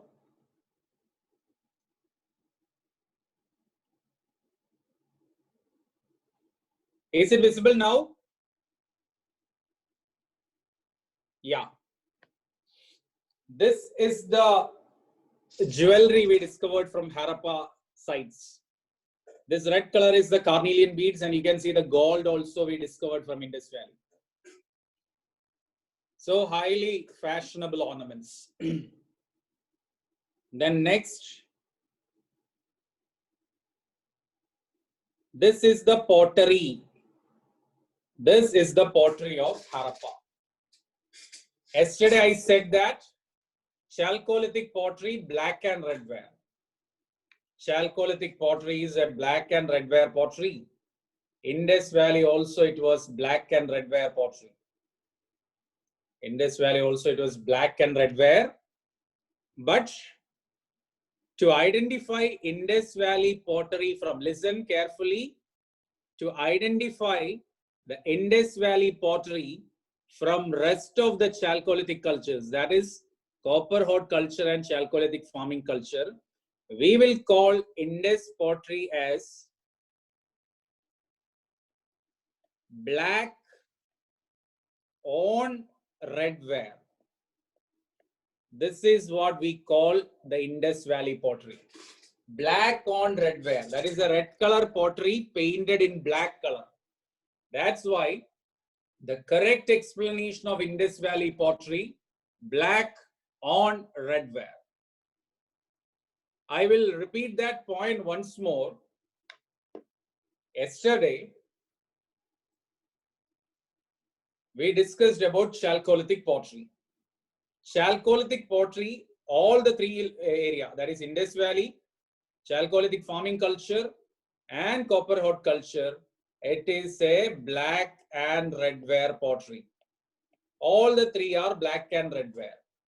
But in order to identify, classify the three, we say the Harappan pottery is black on red ware because Harappan pottery is a painted pottery in black color. Chalcolithic farming culture, we call it as clearly black and red ware. And in copper hod culture, we call it as ochre colored pottery. Ochre colored pottery. OCP. It is also like this, but you rub your hand on that red color and yellow color will be there. So this is that. Pottery and the lifestyle is the difference of the Chalcolithic culture.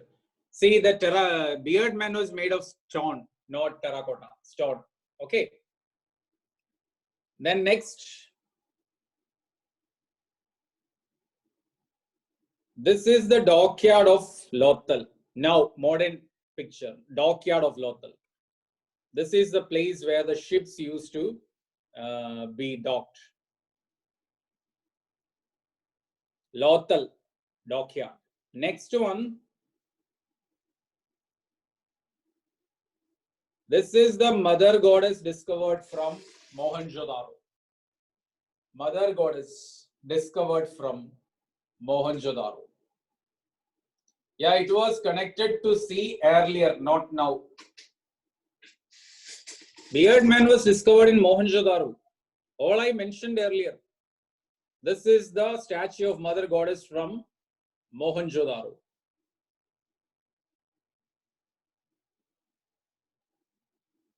Mother goddess. Then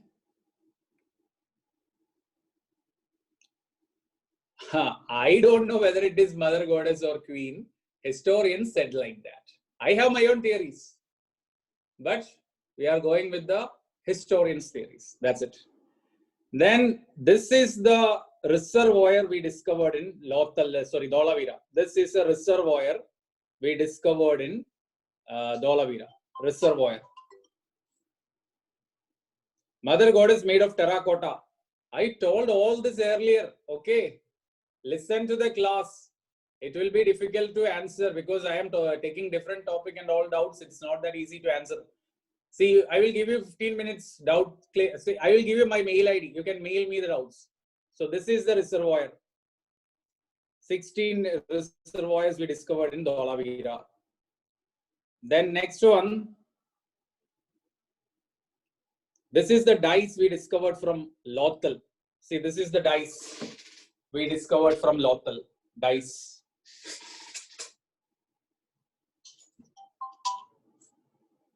Then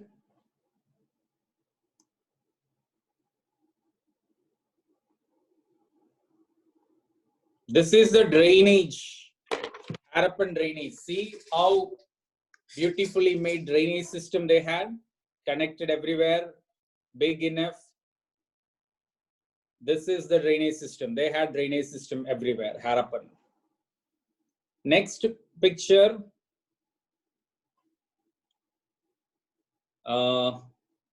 Yeah, this is a toilet, a bathroom connected to the drain outside. Every bathroom is connected to drain outside.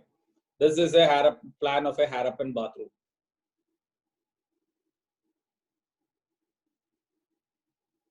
Then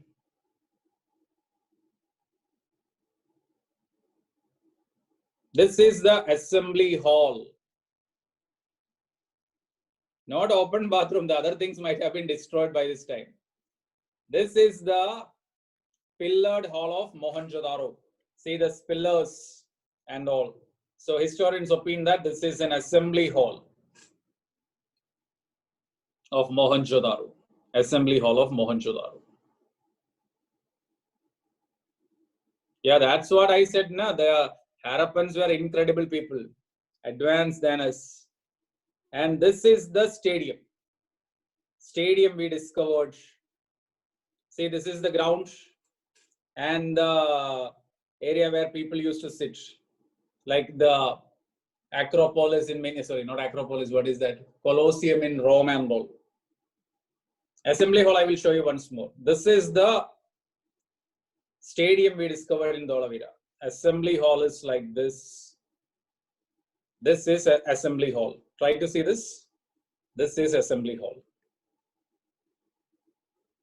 Only remains are there. Okay, we are having the remains only.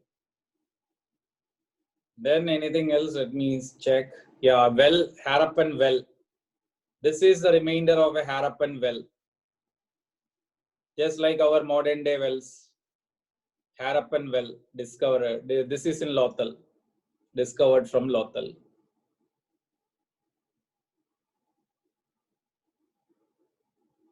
And this is the signboard. This is the wooden signboard we discovered from Dholavira. Wooden signboard we discovered from Dholavira. This is that.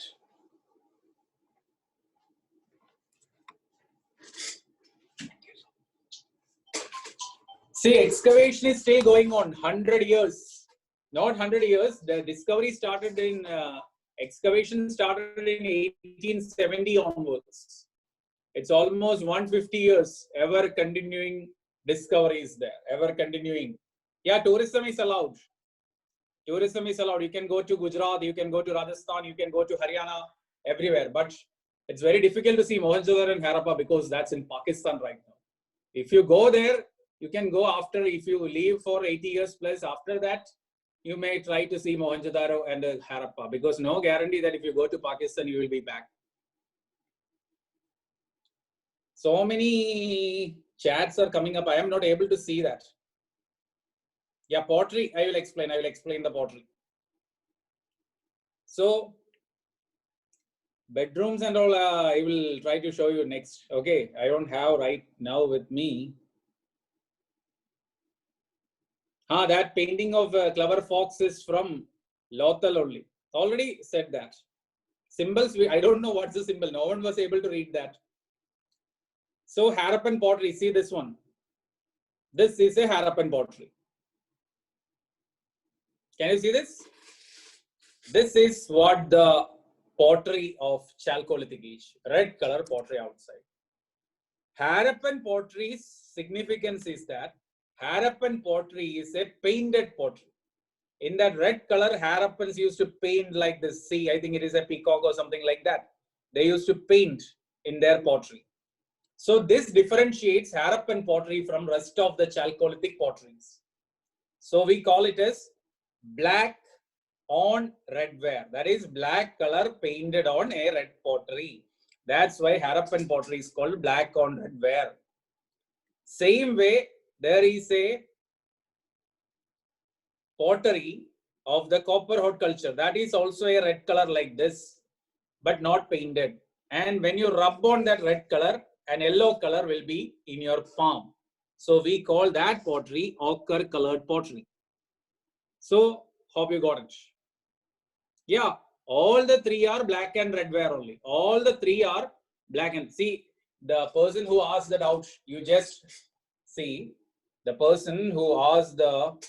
Where is me? I am not able to see. See. 1 second. See the Chalcolithic cultures. Just think of the Chalcolithic culture I explained yesterday. I said that in India we have 3 Chalcolithic cultures. Indus Valley civilization, Chalcolithic farming cultures, that is Ahar, Jorwe, Kayada, and Malwa. And third one, copper hot culture. So 3 Chalcolithic cultures in India. All the 3 Chalcolithic cultures had similar pottery. It is black and red ware. Indus people use black and red ware. Chalcolithic farming cultures use black and red ware. Copper hot cultures also use black and red ware. But for our understanding, there are some differences, some variations within this pottery of the 3 cultures. Indus Valley pottery, black and red ware, they painted it in black color. So to identify Indus Valley pottery, we can easily understand that a red color pottery of the Chalcolithic period with the black painting, that is Indus Valley pottery. So we call Indus Valley pottery black on red ware. To make it more clear, if there is a question comes with the statement, Indus Valley pottery was a black and red ware pottery. Yes, it is correct. Indus Valley pottery was called black on red ware. That is also correct. Now there comes 4 options. Which among the following is Indus Valley pottery? If black and red ware and black on red ware is there, you should go for black on red ware. Clear? That means all this pottery is called black and red ware because red color outside, inside it is black color. All this pottery is like that. Then next, Chalcolithic pottery without much change, it is called black and red ware. That is Chalcolithic farming culture. Ahar, Banas, Ahar, Malwa, Jorwe, and the other one, Kayada, black and red ware. And copper hot culture pottery, it is called ochre colored pottery because when you rub on that red color, one yellow color will appear on your palm. So that's regarding the features of Indus Valley civilization. Now, the first question, who created that and what happened to this? So the creators, Chanudaro is on the banks of Indus River. Inside black, outside red. Yes. Inside black because pottery was originally red. Once the pottery is made, the inverted, that is inside portion got exposed to smoke. And that smoke made the inside portion black in color. Now the creators of this civilization, who created this Indus Valley civilization? So many theories are there. Yesterday I said Aryans, Mesopotamians, Dravidians, this, that and all. The most accepted theory who created this civilization, the most accepted theory, the Neolithic settlers of Northwest India. The Neolithic settlers of Northwest India. This is the indigenous origin theory. This theory is most accepted. Indigenous origin theory of Indus Valley civilization. Indigenous origin theory. Indigenous origin theory. So, Neolithic settlers of Northwest India. So, we are saying that it's a transition. Paleolithic to Mesolithic, Mesolithic to Neolithic, and from Neolithic, it led to Chalcolithic Indus Valley civilization. That's enough for our class. Remember that. And now, what happened to this civilization? How it vanished? I am not elaborating the topic because that is also not required for us. I will give you the different theories and the propagators of that theory. That can be a question. They won't come and ask you about the details of the theory for our general studies part. No need to worry about that. So let's see the theories that led to the decline, or the different theories of the decline.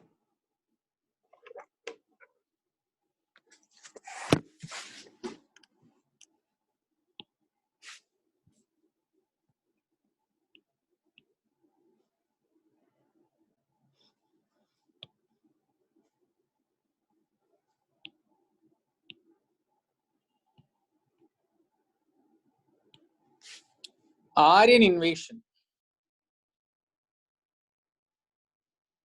Aryan invasion theory.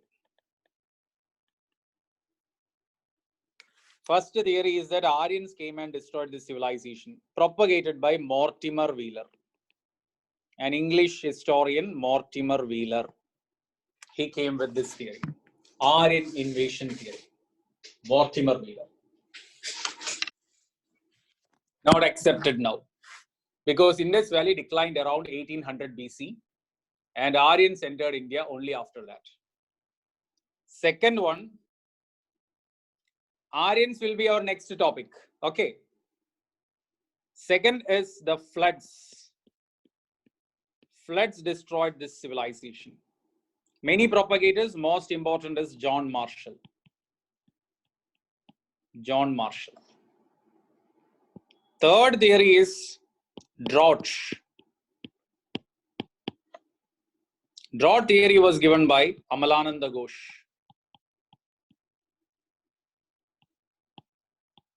And D.P. Agarwal. That is, the rivers dried up. This Gagar Hakra river and all dried up. So they are saying that it is the lack of availability of water. Fourth theory is that ecological imbalance. Ecological imbalance. That theory says that over-exploitation of resources by the people of Indus Valley led to the depletion of the resource base, and that led to the migration of people from Indus Valley. Not accepted. This theory also not accepted. This theory was given by Fair Service, an Englishman named Fair Service, his name. Fifth theory, lack of technological upgradation. That is, they remain stagnated. Time changed and they failed to upgrade.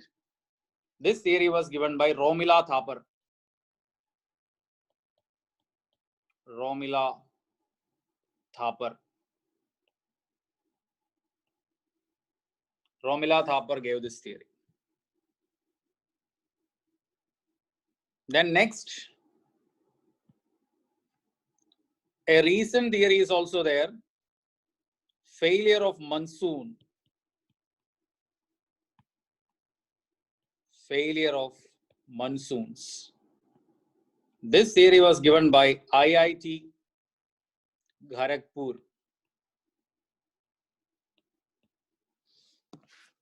This is the latest theory, failure of monsoons, and it needs a little more upgradation. The most accepted theory is lack of technological upgradation of Romila Thapar. This is the most accepted theory. Lack of technological upgradation by Romila Thapar.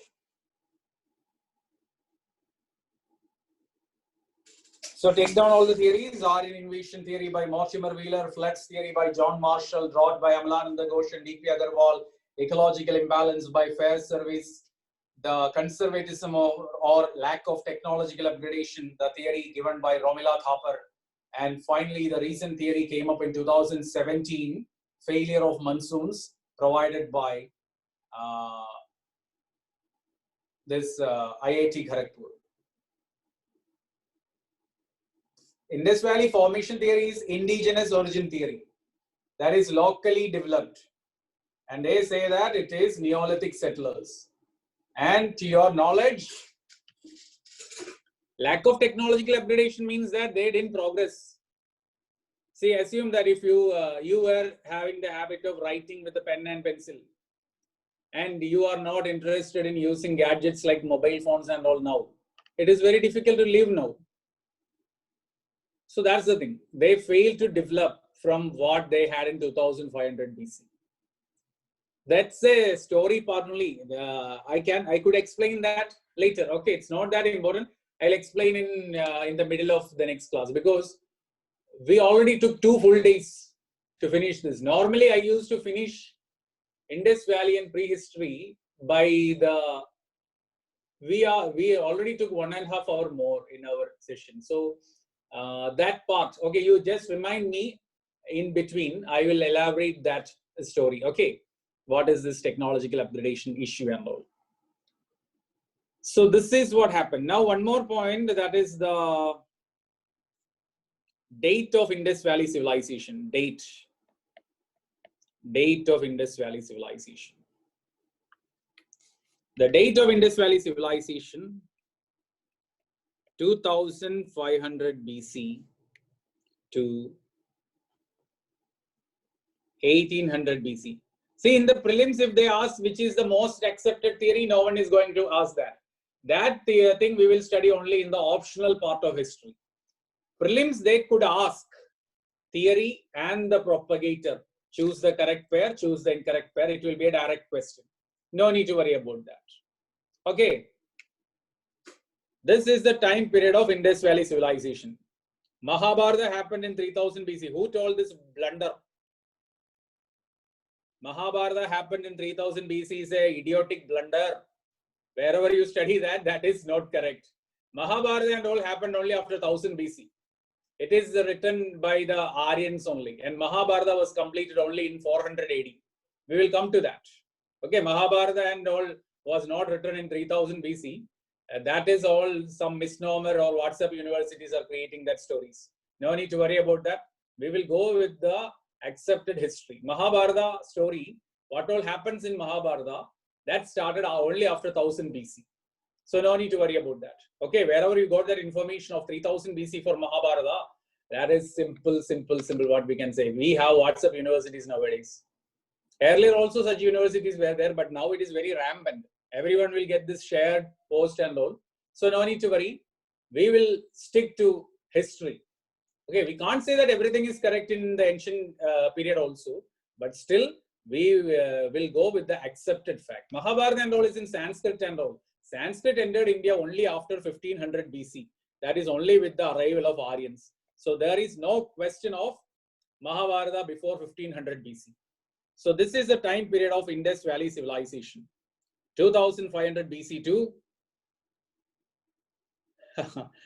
there are a lot of questions that I can't answer. Okay, I don't know about where this religious figure born. No guarantee in that. Okay, Let's keep that separate. It's the policy is that people have the right to believe and also not to believe. And our duty as a real human being is to respect both. We should respect the people who are believers. We should also respect the people who are non-believers. And we should always try to oppose every form of atrocity, like communalism, caste system, and everything. That all we can oppose. And there is no point of criticizing the people who believe in God, and there is no point in criticizing the people who never believe in God, because we are living in a period of democracy, and the real democracy survives in the respect of others. Respect of others, that means we have to respect only respectful things. Okay, let's come back to our class. So this is the time period of Indus Valley Civilization, 2500 BC to 1800 BC. And the Aryan people, that is our next topic, they came only in 1500 BC. Before that, they never entered India. So Aryans have no role in the origin and the decline of Indus Valley Civilization. So that's there from Indus Valley Civilization. Yeah, now question.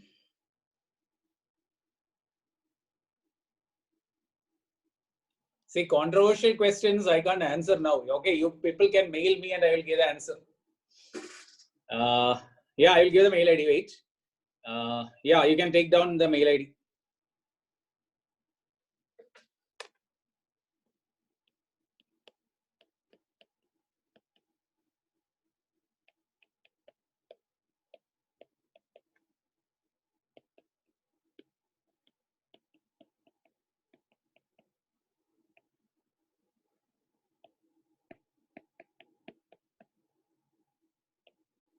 What happened? Yeah. 1 second.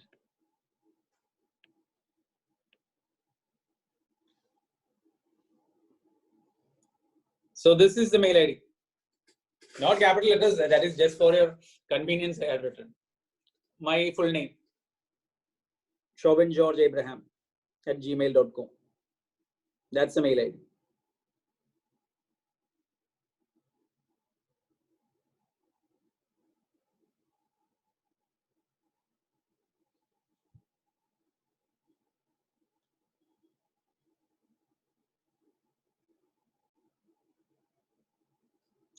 The doubt came from that SIA, SIA, 1 second. What's it? 1 second. The doubt from that SIA number, last number 1519. I don't know what it is. Let me check it. Clearly also I'll explain tomorrow. Okay. So this is my mail ID. And let me try to get a new number for the SIA students so that you can have that chat if allowed by our academy. Right now, I don't want to give my personal number because then I won't have the time also. Then next, Harappan people. With this, we will finish today's topic and the Harappa topic. Harappan people. See, from the skeletons, we identified 4 communities.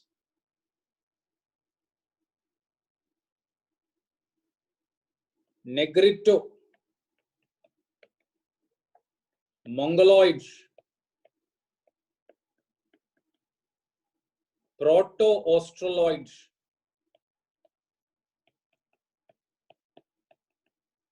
and Mediterranean.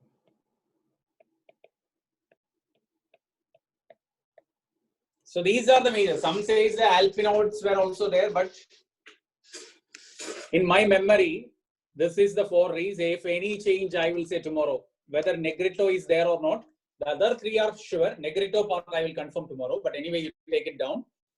Negrito, Mongoloid, Proto-Australoid, and Mediterranean. These are the 4 racial groups we identified from the skeletons of Indus Valley civilization. Negrito, Mongoloid, Proto-Australoid, and Mediterranean. And of this, the largest group, Mediterranean. Around 70% of the Harappan skeletons available, that is Mediterranean. This is race, human race. We have the racial features, human races, Negrito, Mongoloid, Proto-Australoid, and Mediterranean. And 70% or the majority of Harappan people are Mediterranean. And who are the Mediterraneans? This Mediterraneans are the largest racial group of modern India also. Mediterranean is the largest racial group of modern India. And who are these Mediterraneans? Where these Mediterraneans live? Not Greeks. People came from Mediterranean. But the Mediterraneans of India are the Dravidians. The people who live in Kerala, Tamil Nadu, Karnataka, Andhra, Telangana, fringes of Odisha, Chhattisgarh, Maharashtra, and Goa. This is Mediterranean racial group of India. Majority of Indus people were also Dravidians. Sorry, not Dravidians. Majority of Indus Valley people were also Mediterraneans. And now the Mediterraneans are the Dravidians of India. Dravidian is not a racial name. It is a language family only. It's not our race. Aryan is also not a race. No, they might have talked, but we don't know the language. See, some people used to say that the language of Harappa was Brahui. I don't know much about that. There is a viewpoint that the Harappan language was called Brahui. Brahui. And one more point, last point of the day. Racial groups of India, just for your understanding, not for history purpose, but for your knowledge part.